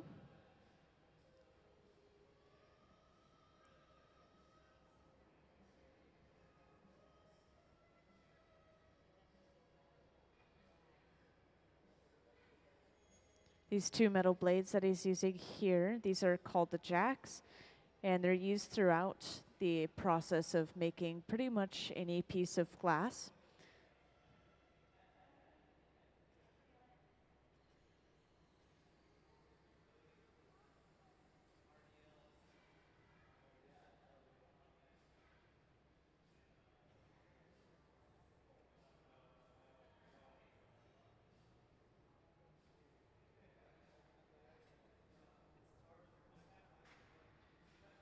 So as you just saw there, it just took a single puff of air, and now we have that small clear bubble on the end of our pipe.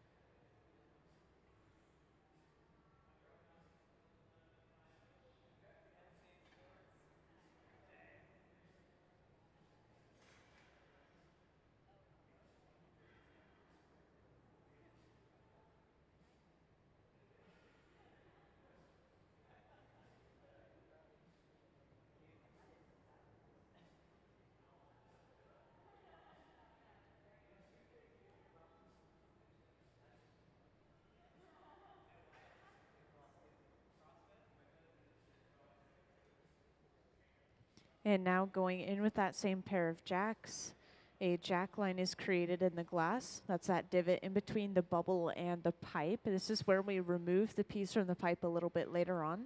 You'll see a jack line on any piece that we make.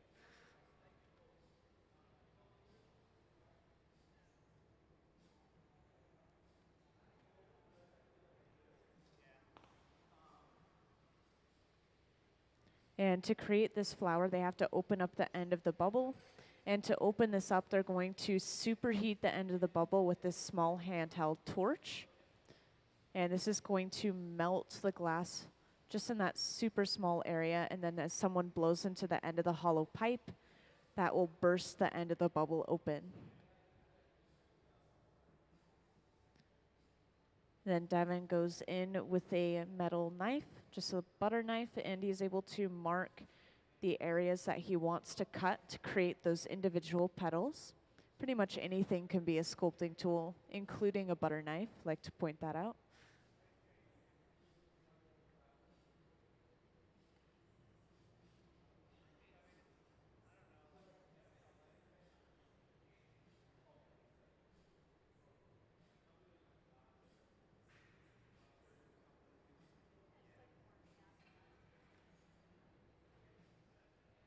And after heating the glass up one more time, Davin goes in with a pair of shears, which are basically like glass scissors, starting to slowly cut at those divots created by the butter knife.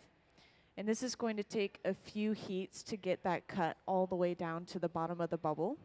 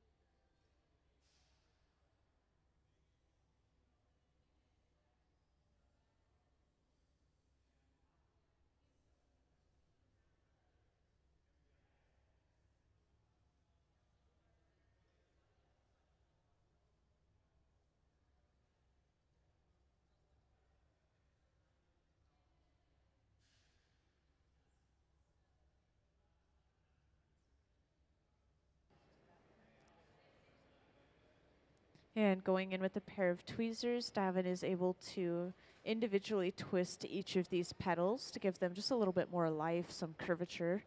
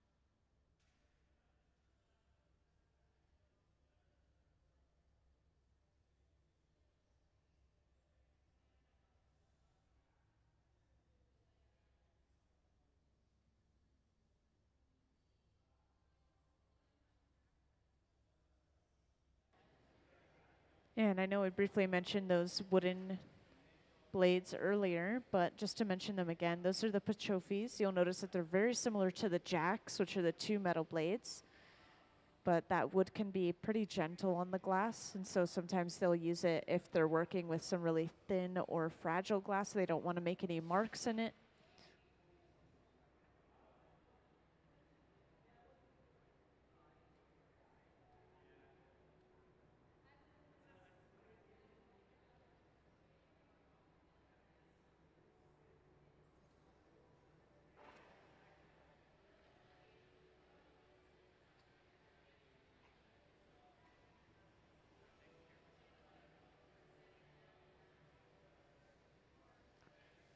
And then once again, going in with that handheld torch, this is allowing him to heat up just the ends of the petals so that he can end them with a nice point to each one.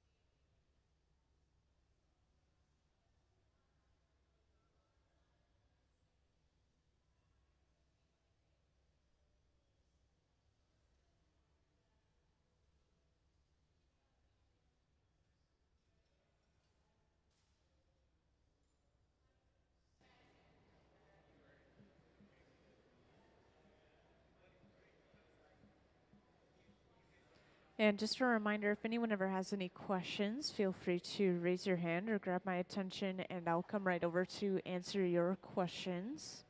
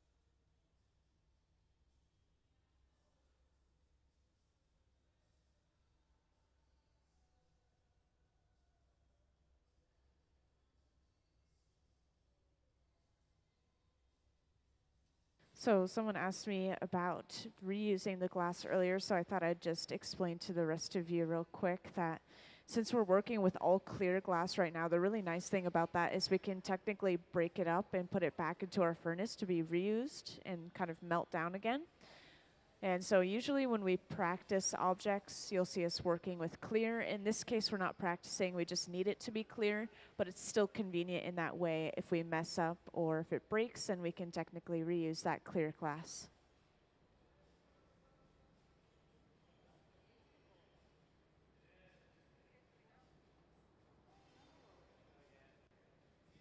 And welcome to those who just joined us in the hot shop. Just want to give you a little overview as to what we have going on. Right now we have a visiting artist, and this is Davin Ebanks, and that is the man in the green shirt. He's about to gather from the furnace in the back. And he's currently working on making some clear flowers, and these are going to be placed over some eyes on a blown glass head a little bit later on. And so we're making 3 of these flowers. This is going to be the last one before we start working on that head.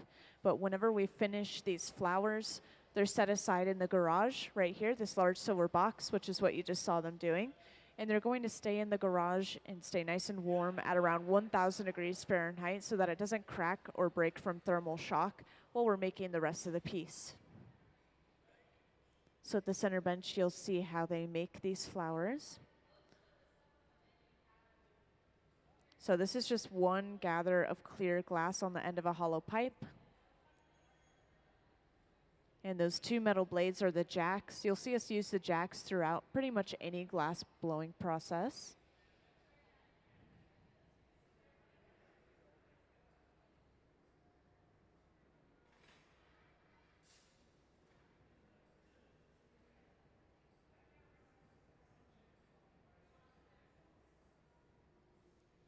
And then all it takes is a single puff of air, and now we have a bubble in that glass right on the end of the pipe.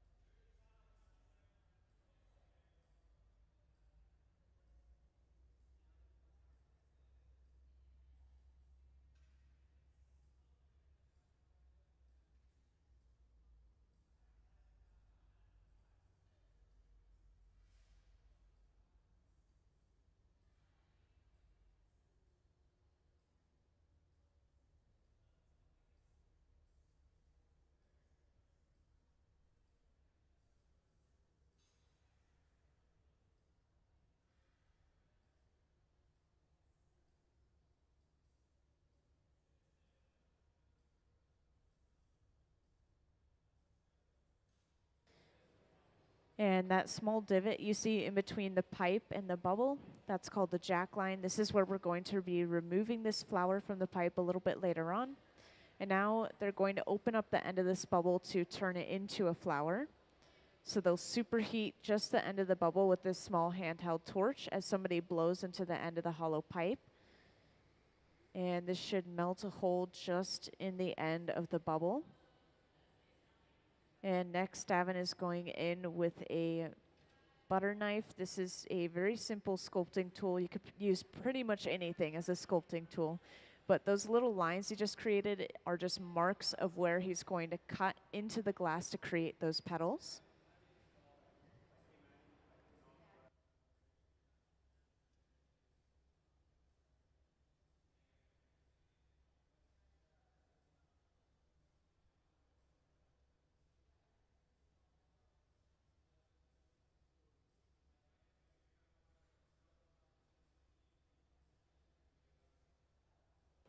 So now to start cutting this open, Davin is going in with a pair of shears, which you can imagine are like glass scissors, cutting down the sides of the bubbles. And this is going to take a few cuts and a few heats to actually get those lines to the bottom of the bubble to create those petals. I know it keeps saying petals like a bike up on the screen, but I mean petals of a flower. petal. Oh, there we go. I just have to enunciate.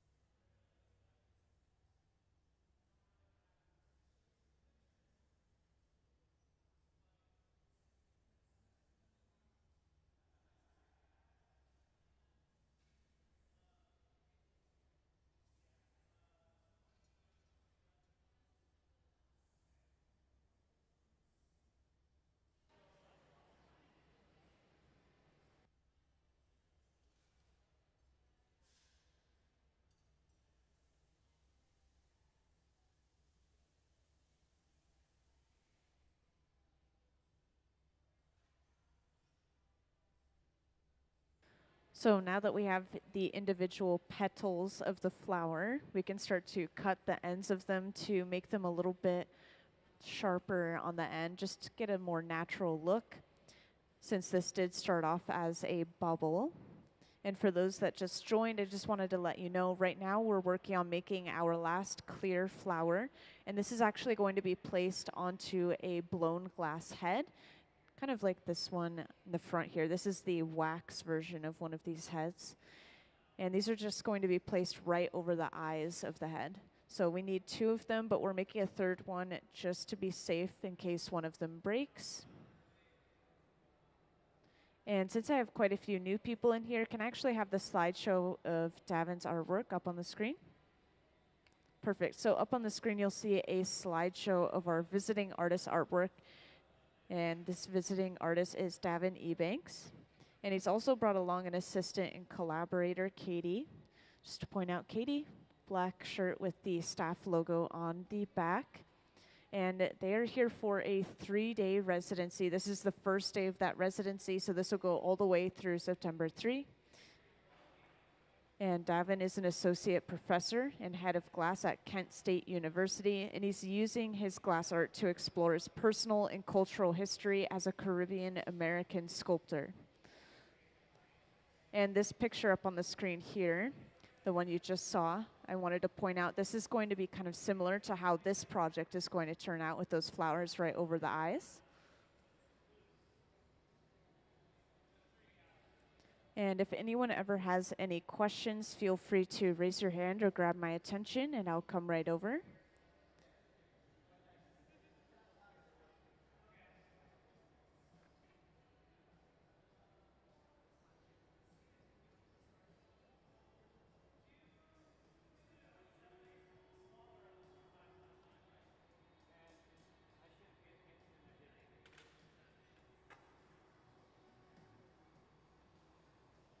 And just to point out to everyone real quick as well, right here on the floor is the mold that they're going to be blowing this glass bubble into to get that hollow head.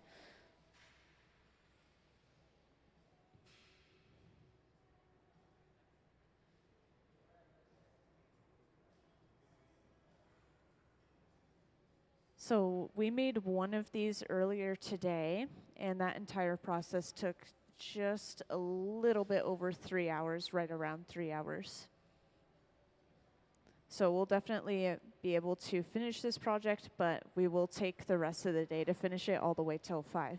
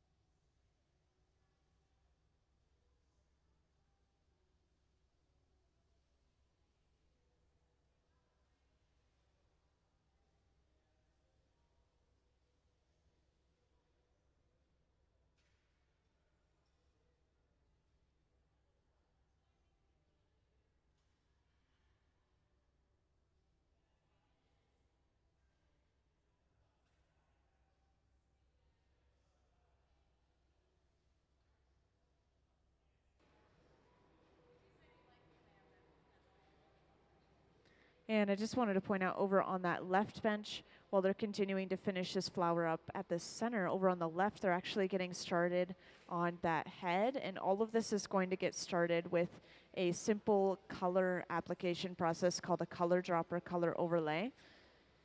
So as you can see, Sarah's holding up a small clear bubble.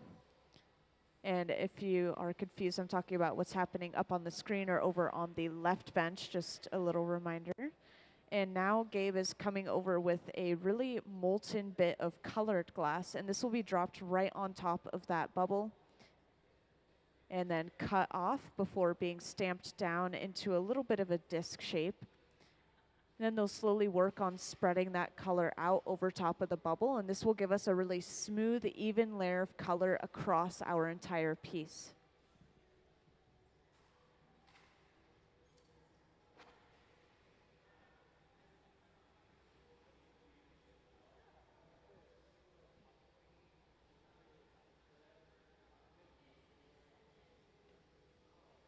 And of course, that amount of glass that they have over on that left bench is not the final amount of glass that they're going to be using for this head. They're going to have to gather a couple more layers, a few more layers of clear over top to build up mass for this piece.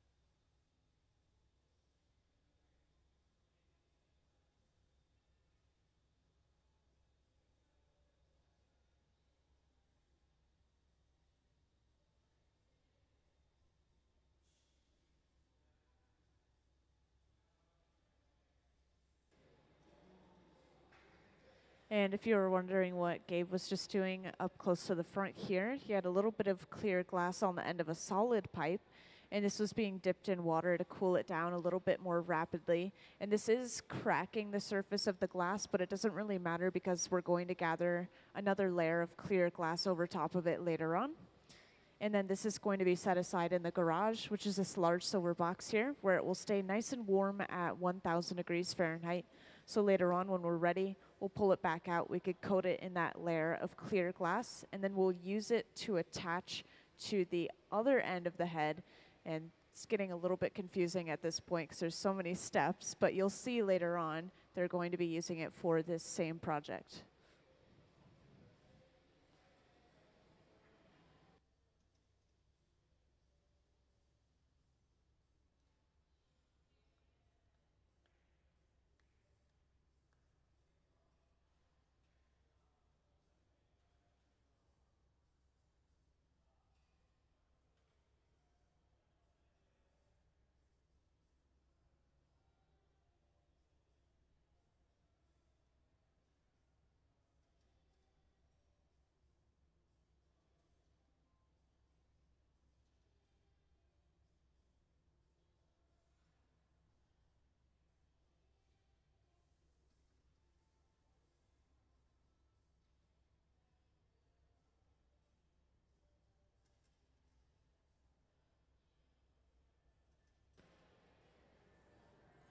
So now over on that left bench, they're gathering another layer of clear over top of that color, basically sandwiching it between two layers of clear. And we will have to gather even more glass for this piece. This is going to be a really large piece, so we need to have enough glass for that bubble not to be so thin. But after gathering fresh layers of clear, you'll see them using this wooden spoon-shaped tool here called the block. And this is going to smooth and even out all that glass, as well as creating a sort of crust on the outside of slightly cooled glass. This will make sure that the bubble blows out evenly from inside. And these are usually carved out of cherry wood and kept in water to help prevent them from burning.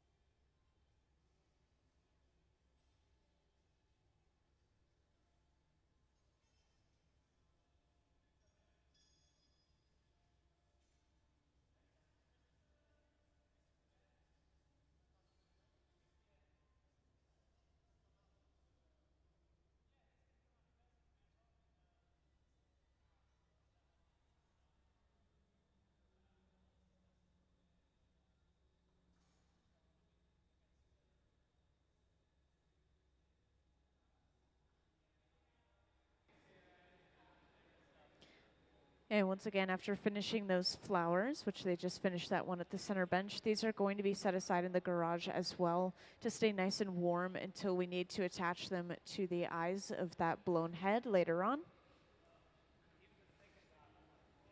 And once again, they're getting started on that bubble that's going to become the blown head over on the left bench. And usually once we have enough glass, or all the glass we need, we'll bring it over to the center bench where we start to blow and shape it a little bit more.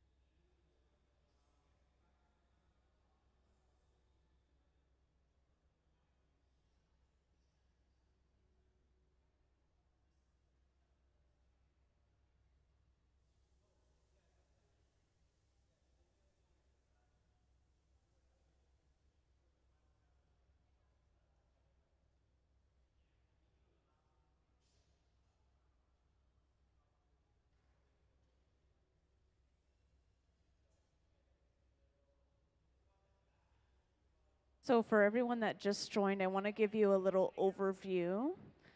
Right now we have a visiting artist in the hot shop with us, which you may have seen the sign as you walked in, but we have Davin Ebanks.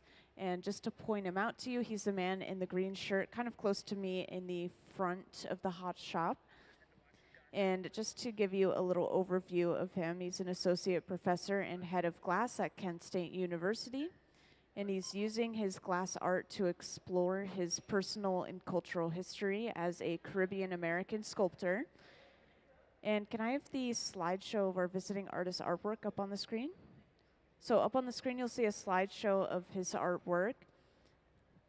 And I'll also point out that he's brought in his assistant and collaborator, Katie, who is standing near him as of right now. And this picture up on the screen specifically, this is similar to what they've been working on today. They already made one of these earlier, and they're making one of them right now as well. We've already made those flowers for the eyes, and the colors for this piece are just completely different, I should mention. We have clear glass flowers this time. And as of yet, I do not know the color for the head, but over on that left bench, they've already applied that color to the bubble. And they've gathered a couple more layers of clear, which is going to just build up some mass for this piece. They need enough glass to fit inside of this mold that Katie's preparing in the front. Can I have the slideshow of our visiting artist artwork, please?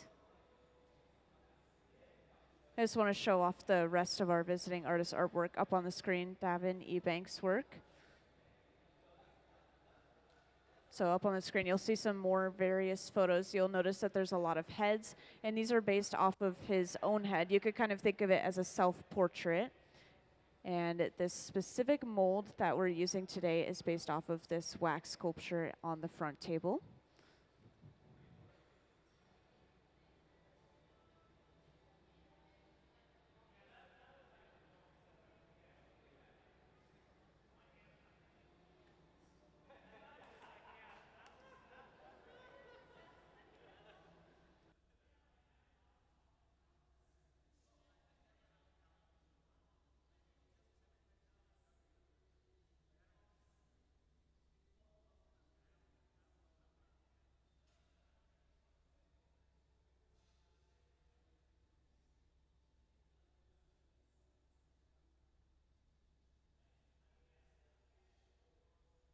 So usually once they have enough glass for their piece, they'll bring it to the center bench where they start to blow it out and turn it into its final form.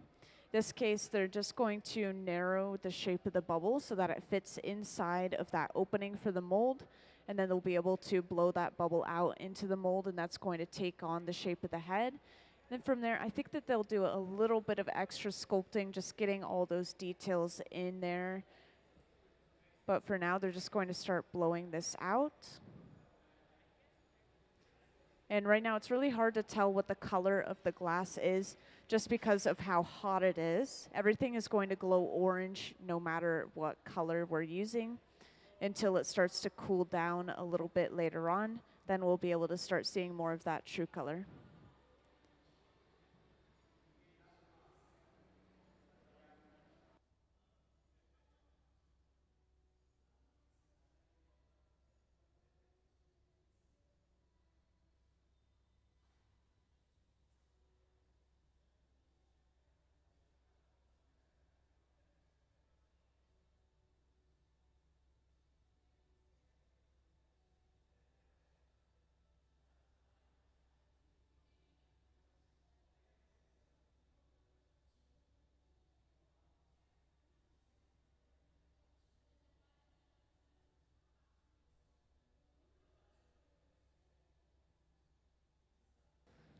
So this tool right here is simply a stack of newspapers soaked in water. Despite how odd that tool may sound, it's very commonly used in the hot shop.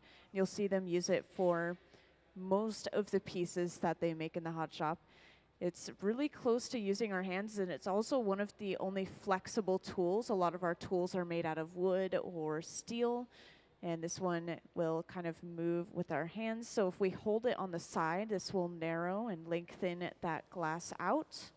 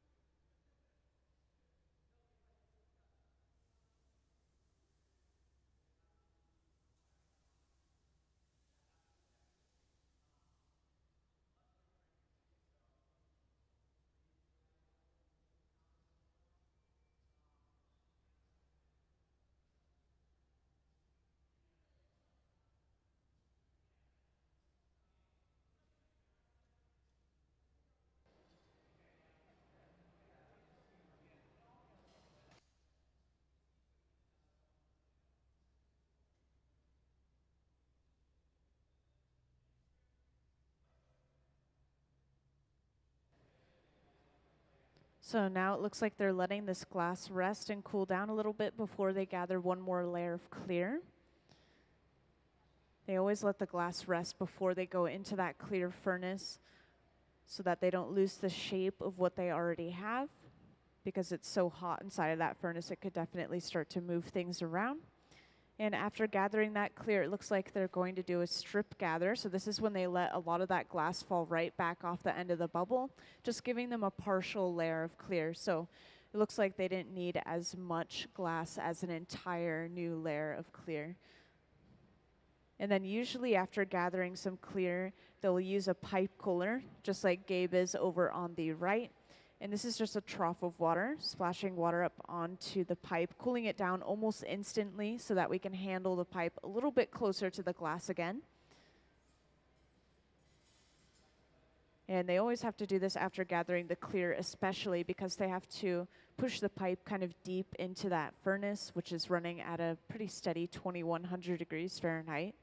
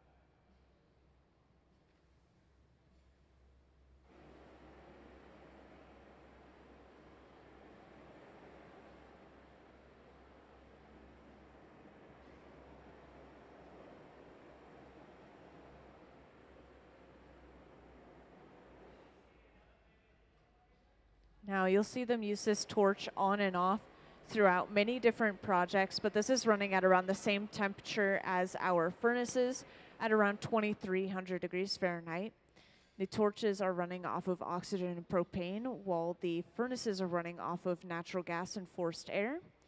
So with the torches, we're able to focus a little extra heat to a specific area of the glass rather than heating up the entire thing overall inside of the furnace.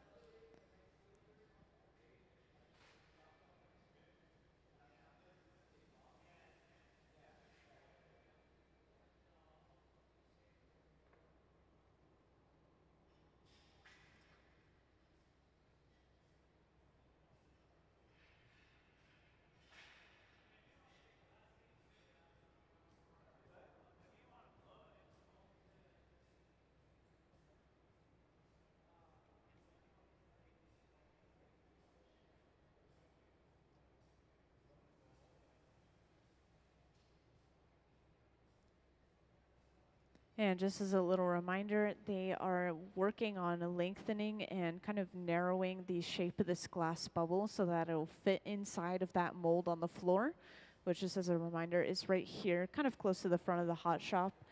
And this mold is made out of plaster and wood glue. The wood glue, they told me, is supposed to create a little bit of a stronger mold, make sure that the plaster is not so crumbly. And the inside of this mold is coated in a special spray that contains graphite. And that graphite's going to make sure that the glass doesn't stick to the inside of the mold. And they're doing some double protection, like double layers of protection inside of the mold, and also spraying it with water to make a layer of steam in between the glass and the mold as well.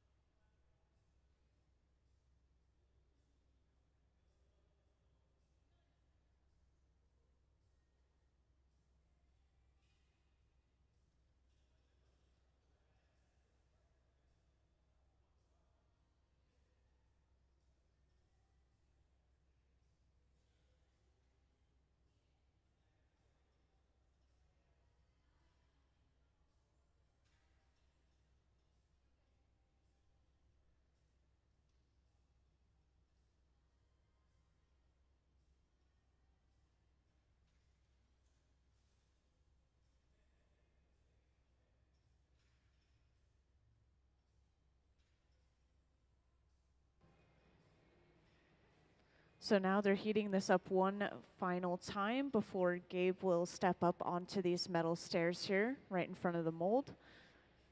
And then this bubble will be dropped inside of the mold.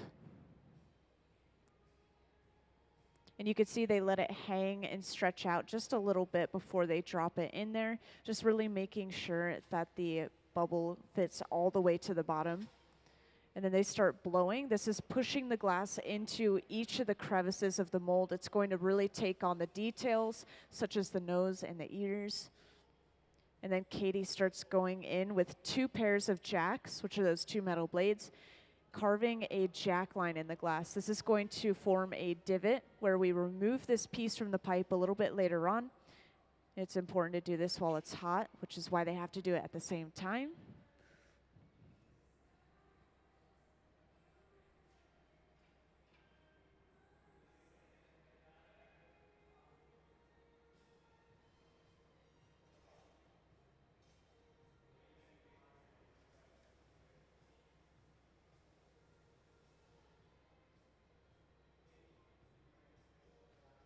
And this mold is really good at containing that heat in the bubble, and the bubble is also really hot before they went in there. So they have to hold it in there and blow for a little bit to make sure that they're not going to lose that shape that they just got from the mold. Yeah, you can see how hot that glass still is. And let's give them a round of applause for that successful mold blowing. Thank you. A lot of you are too busy recording. That is totally fine. At the center bench, you can see how hot this glass still is. As it starts to cool down, we'll be able to see more and more of that true color.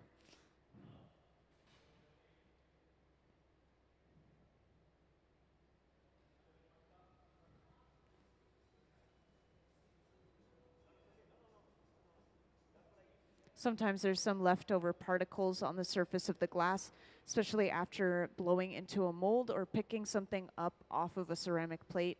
So right here, they're just brushing it with a little broom to get rid of any of those leftover particles.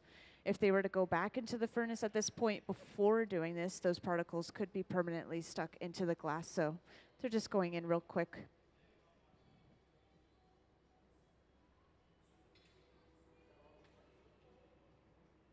So the mold is made of plaster and wood glue, and the wood glue is supposedly supposed to make the plaster a little bit stronger so it's not as crumbly maybe, and the mold itself is also coated in graphite, which is why it's black. So it's not charred from the glass, it's just black because of the graphite. And that will help the glass release from the plaster, otherwise it would really stick to it.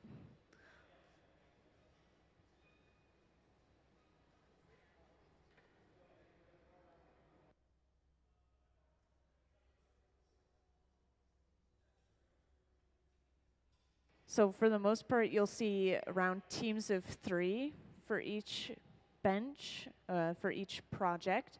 And that's because there's someone working on the glass physically, kind of shaping it, molding it. Then there's someone blowing in the end of the pipe.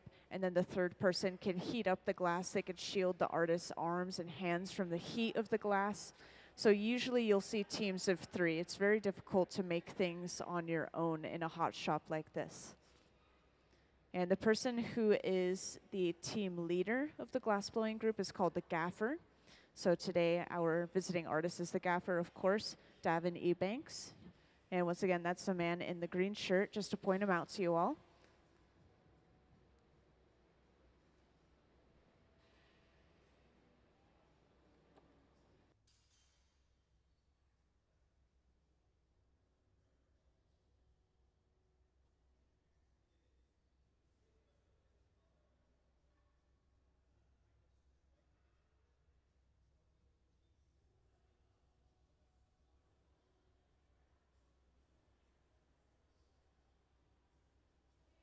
So right now, because this glass is hot and we're still working with it, we can't really see that true color, but I just asked Davin what color this is, and he said that it is a really bright yellow gold, and that it should turn out as a transparent, like bright yellow gold. But we're not going to be able to see that until it's completely cooled at room temperature, which means tomorrow. And just now, you can see they've brought over a second pipe, and this is attached to the top of the head. For those of you who were here earlier, that's what Gabe was preparing, that pipe that he dipped in water. And so the second pipe that we attach to a piece is called the punty. This is so we can break this piece off from its original pipe, and then we'll have access to the other side of the piece, in this case, the lower half of the neck. And to break this off, all they do is apply a little bit of water to that connection area, causing shocking and cracking in the glass. And then they tap the pipe, and that breaks that piece cleanly off.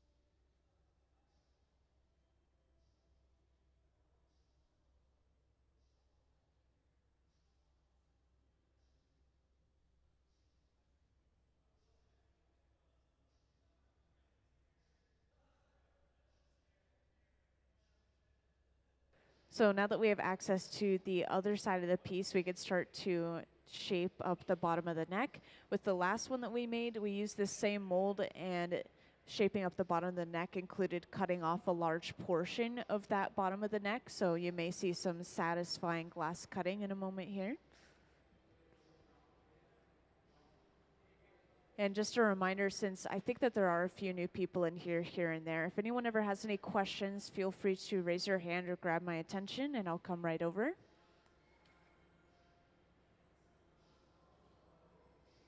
And now at the center bench, you can see our visiting artist is going in with a pair of diamond shears. And he's using these to grab onto the glass as a handle and pull away from the rest of the piece. So kind of stretching that glass out at the bottom of the neck.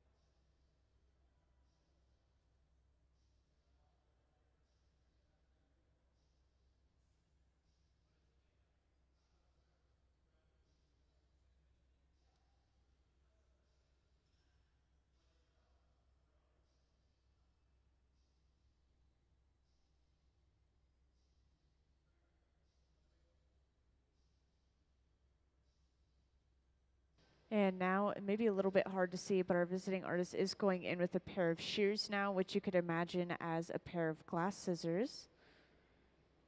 And that large chunk of glass is now cut off and will be on the floor to cool down.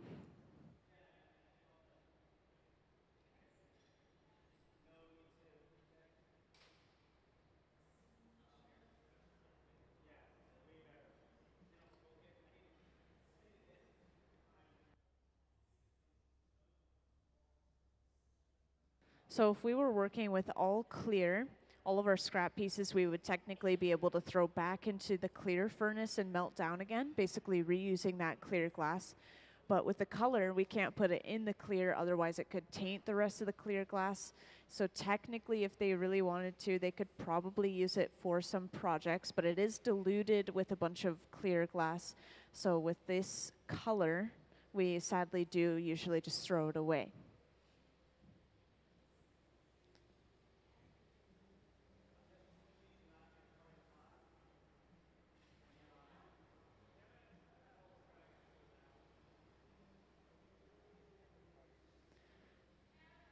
Now, I briefly mentioned the temperature of the furnaces earlier, which is around 21 to 2300 degrees Fahrenheit. But this torch here is over double that heat. It can get up to around 5000 degrees Fahrenheit. So they're able to go in and create some really fine details in the glass, or just select one area of the glass to edit with that really hot focused flame.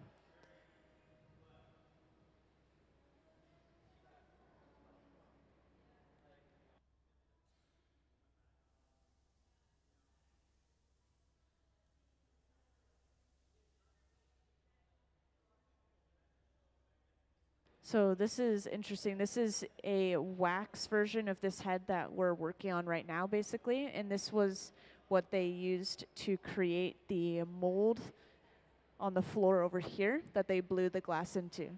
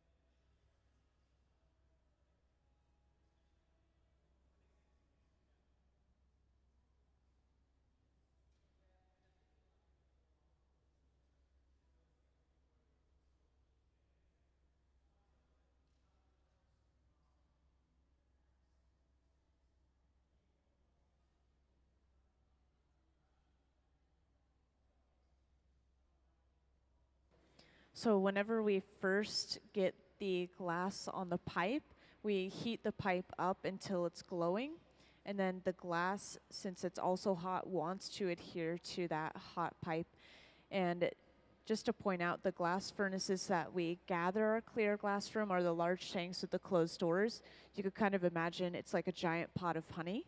and sticking a wooden dowel in a pot of honey, and then turning will gather that glass. So same process applies to the clear glass onto our pipe.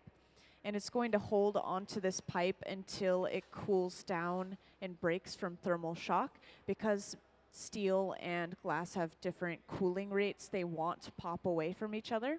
And this is also important why we continuously heat this glass up over and over and over again. It's called flashing. We're making sure that the glass is staying at around 1,000 degrees Fahrenheit or warmer so that it doesn't break or crack from that thermal shock. And then to break it off later, we purposefully use that thermal shocking at that connection point and then break it off.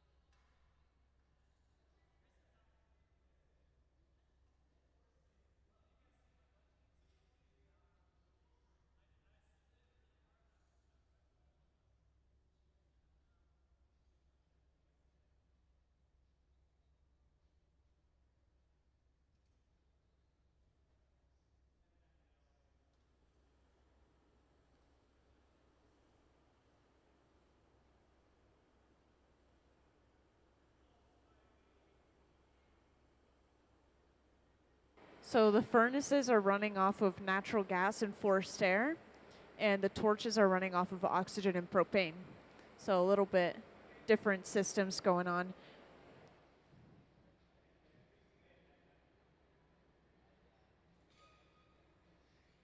And since we have a few new people in here, I think I should give a little bit of a rundown, speaking of temperatures. And so I'll just point out the clear glass furnace over on the left here. This is the furnace with the closed door specifically. And this holds all of our molten clear glass, about 1,000 pounds of it. And it stays at a very steady 2,100 degrees Fahrenheit. And at that point, the glass is very viscous and sticky like honey. So some of you might have heard me describing the glass as honey.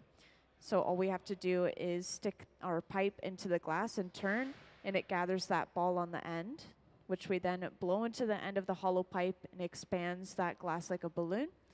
And then the open face furnace that we use, we have 2 of them running currently, but these are running between 21 and 2,300 degrees Fahrenheit, so a little bit hotter, so we can reheat the glass a little bit more quickly.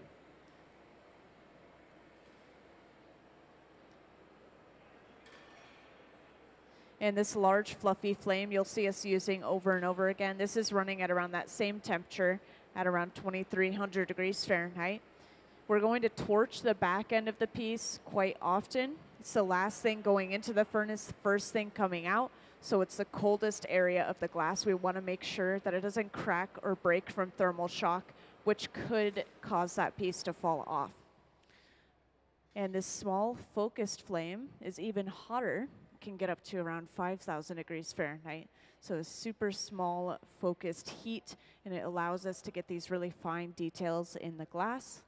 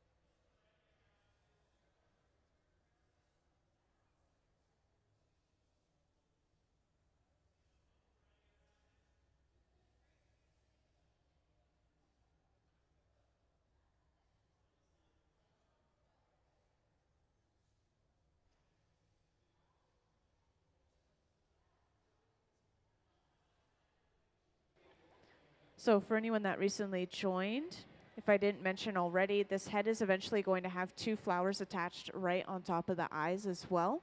And these flowers have already been sculpted and set aside in the garage, which is this large silver box right here. And they're staying nice and warm in there at around 1,000 degrees Fahrenheit. So when we're ready to attach those flowers, we just pull them out one by one, lightly heat up that connection point, and then push it into the eye of this sculpture.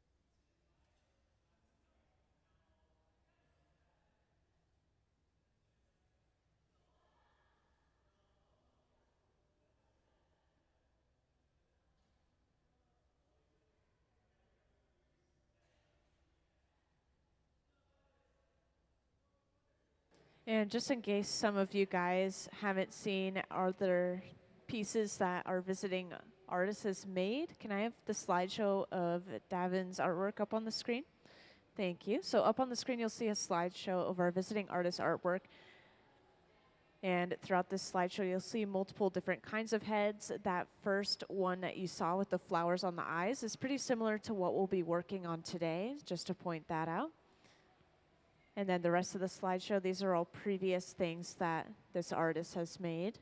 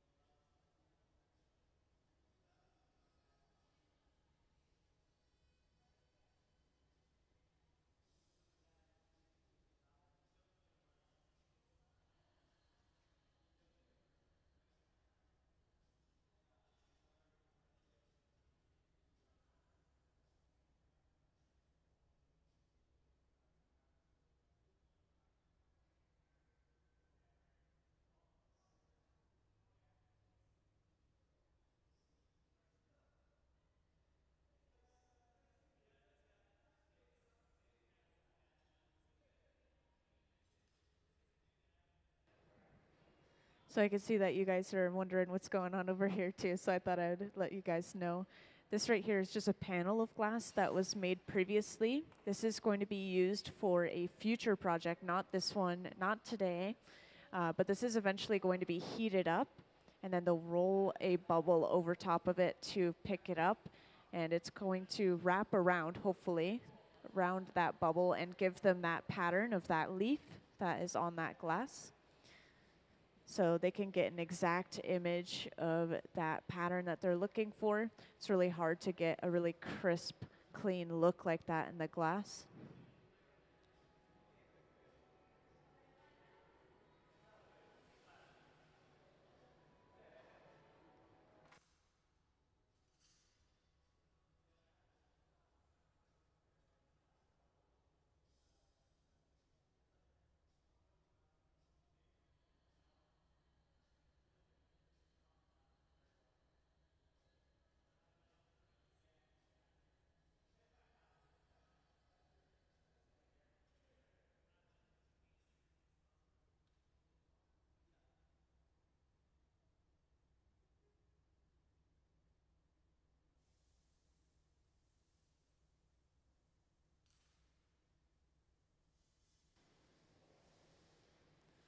So it's hard to describe these sculpting tools that they're using, but you can see that they can push from the inside of the piece.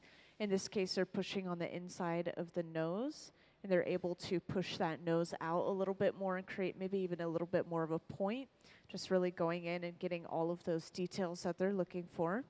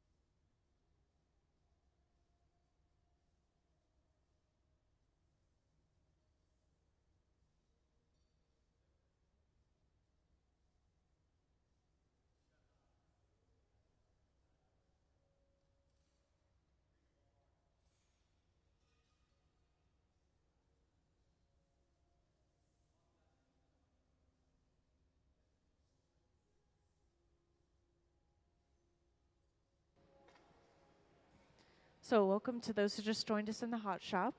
Right now we have a visiting artist. You may have seen that sign as you walked in, but his name is Davin Ebanks. And just to point him out to you, he's the one with the green shirt at the center bench here, currently working on this piece. This head is based off of his own. You could kind of think of it as a self-portrait. And for this head, we've also made 2 clear glass flowers and set them aside. And eventually we'll be attaching 1 glass flower over each eye. And so we've made 3 of them just in case one of them breaks, but you'll be able to see those a little bit later on. Right here, they are touching up the face, making sure everything is sculpted just as he wants it before they attach those glass flowers.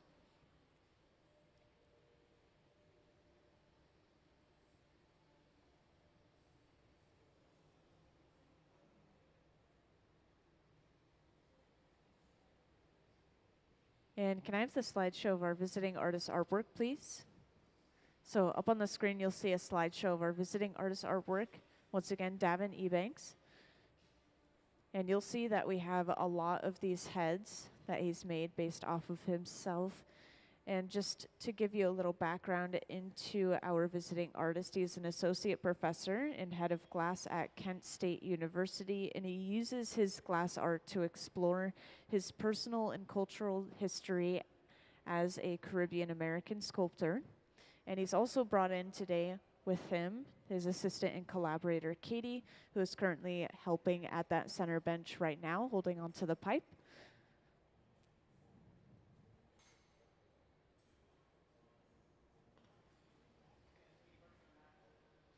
And this picture up on the screen, I like to point out, is very similar to the project we're working on currently, or the one that was just up, the one with the glass flowers over the eyes.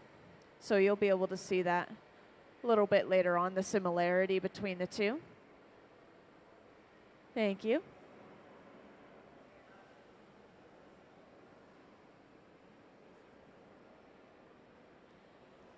And every now and then throughout this process, you'll see them torching that connection between the glass and the pipe. They're just making sure that that connection is warm, probably at least around 1,000 degrees Fahrenheit. Otherwise, we could get cracking and breaking from thermal shock or cooling too quickly, and that could really cause the piece to fall off, especially at that connection point. It's also the last thing going into the furnace, first thing coming out, so it's naturally going to cool down the most. And that large fluffy flame, it's running at around the same temperature as the furnace at around 2,300 degrees Fahrenheit. But the small sculpting flame that he's been using, that small flame, is actually the hottest item in the hot shop. Even though it's small, it can get up to around 5,000 degrees Fahrenheit.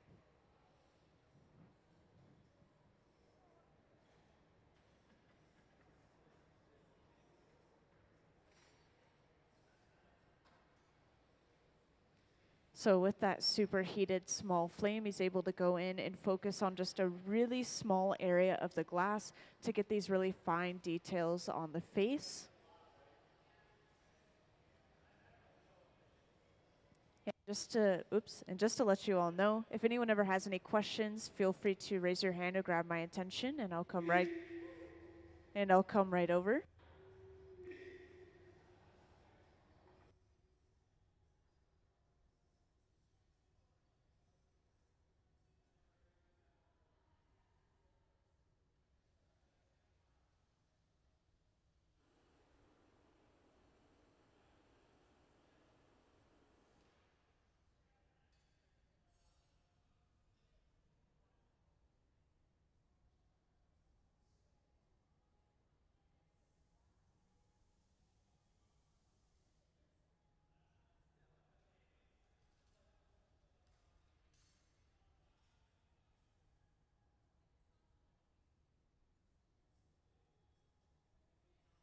And I also thought it'd be interesting to mention this piece of glass right now. It kind of looks maybe like a reddish pink color, but this piece is going to turn out a bright yellow gold, I was told by the visiting artist.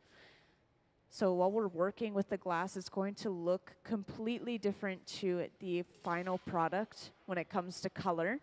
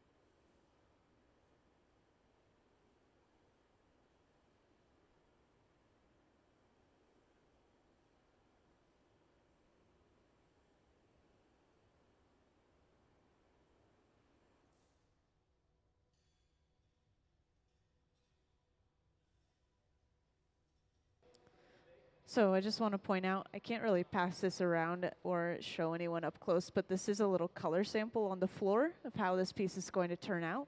Just shows how much it changes as it cools down.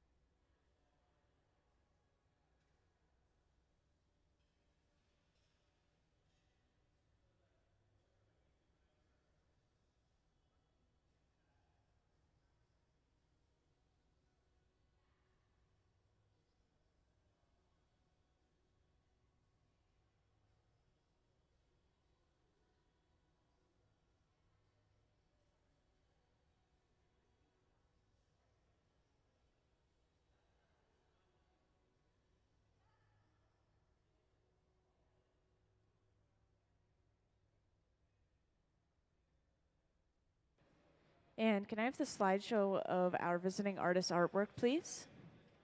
So up on the screen, you'll see a slideshow of Davin's artwork. And you'll see a lot of these heads that he's just made right now as well.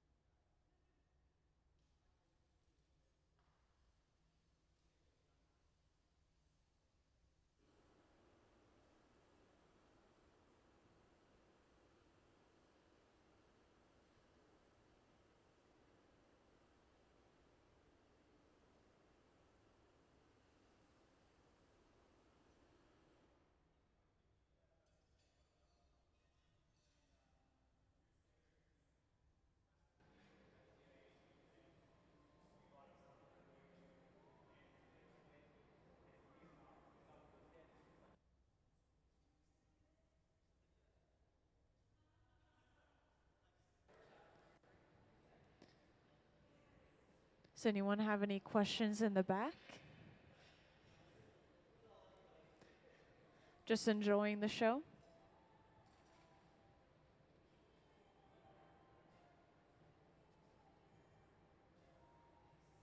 So they made one earlier today, and that one took about 3 hours. We finished it just before our lunch break. And this one's going to be taking just around that same amount of time, maybe just under 3 hours.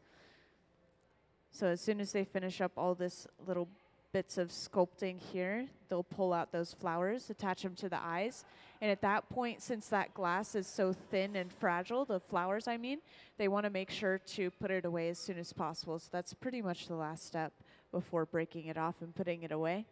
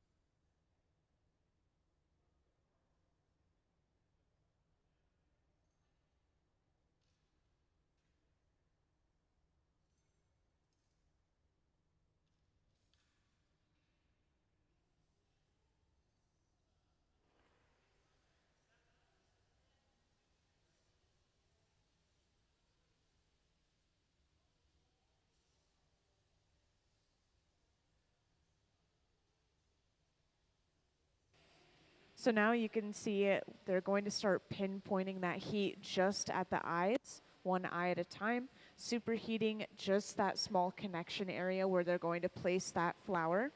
And over at the garage, Gabe is heating up our first flower. There's a small flame inside of the garage where we can lightly heat glass up. But the garage was keeping the flowers nice and warm at 1,000 degrees Fahrenheit so that they didn't crack or break from thermal shock. But now that we're ready to attach them, we could just pull them out.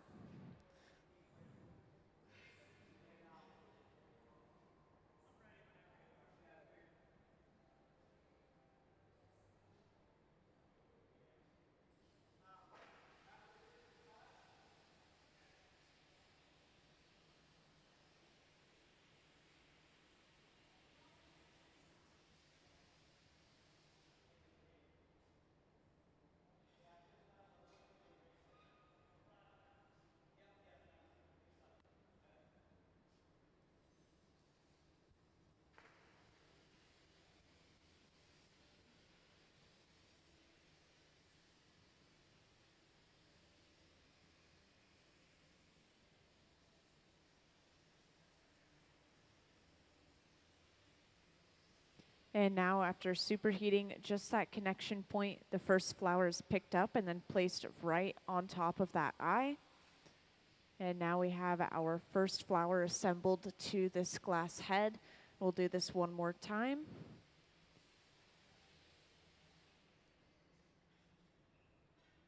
And in between assembling anything, in between creating any details, we're always making sure to go back into the furnace, called flashing, keeping the entire piece warm all at the same time, making sure that we don't get any cracking or breakage from that thermal shock.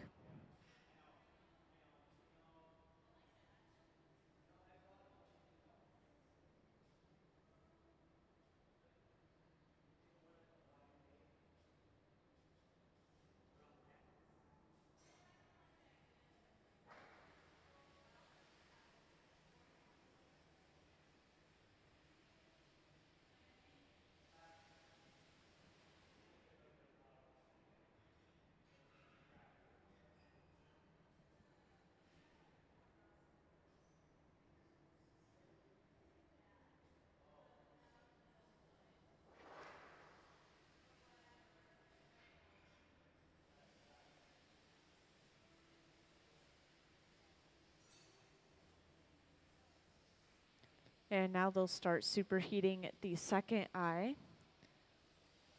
And while heating this up, they're just marking the center of the eye so they know exactly where to place that flower.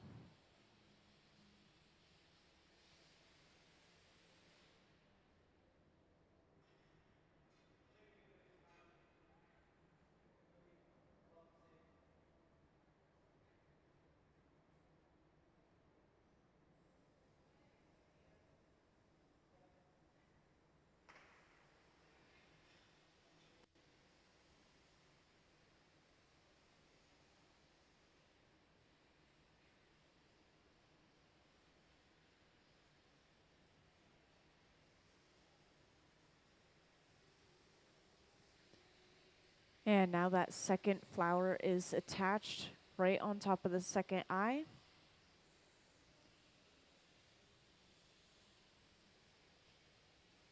And it looks like those were both successful. If one of those were to break, we do have a third backup flower. And last time when they made this first head, they went back in and they adjusted those petals just slightly to give it a little bit more of a natural look, kind of conforming them to the face a little bit.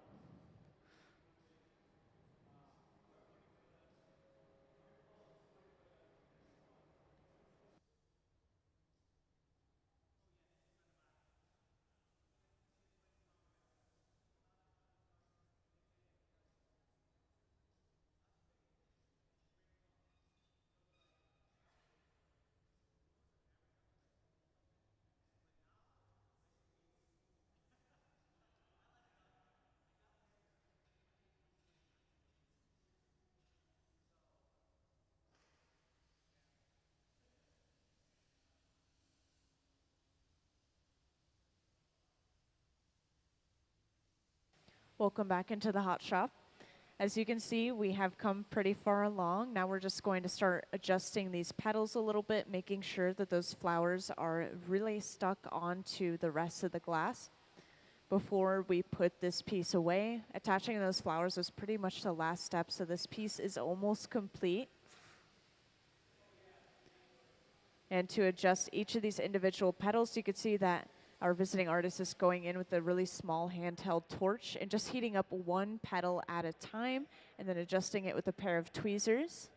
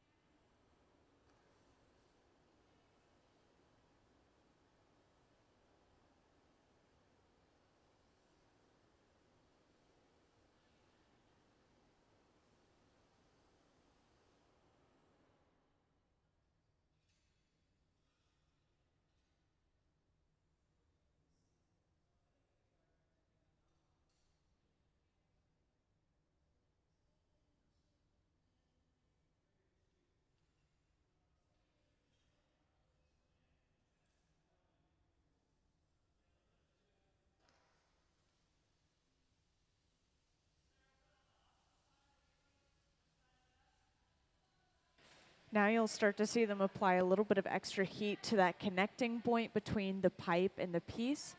And this is going to allow them to go in with another tool and start to cinch down and make that connection a little bit tighter so that they can break it off easier. So once again, they're using that small superheated torch. This will heat up that connection area pretty quickly.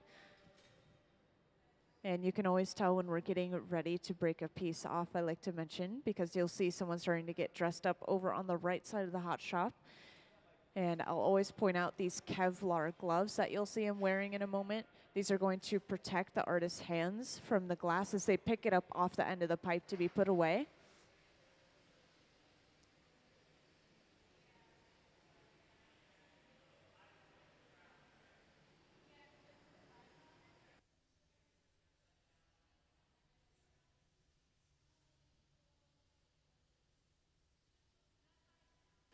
So now you can start to see the head moving around a little bit as that connection is starting to become a little bit more taffy or putty-like.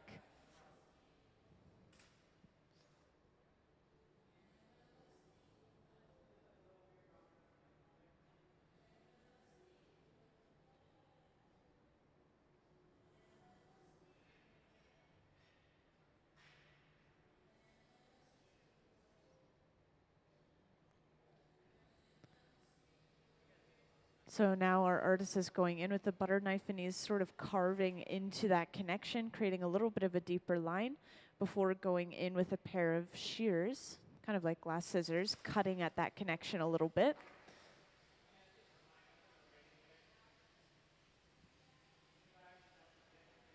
And then once they have a nice divot right in that connection, they'll be able to apply a little bit of water right in that divot, and that will cause shocking and cracking enough to break it off the pipe.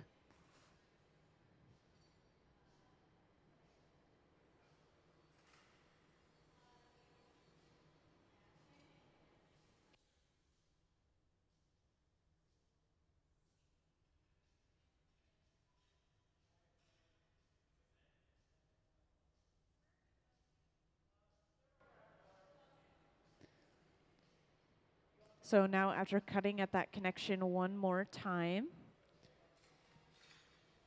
our artist will take a pair of tweezers and dip it in water before applying this to that connecting point. And Gabe is ready to go with those gloves right underneath the piece.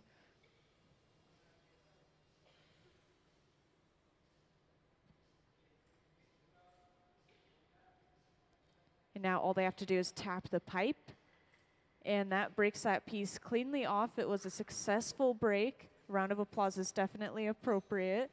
And then this is going into the annealer, where it's going to slowly cool down, at least overnight, so it doesn't break from thermal shock. So we're not going to see that piece until tomorrow. Needs to cool down from about 950 degrees Fahrenheit all the way to room temperature. Thank you for your round of applause. And that was our last piece for the night, so we are done. I hope you guys enjoyed the rest of the museum, as we are closing in about 7 minutes. You're welcome to stick around and watch us clean up, but that's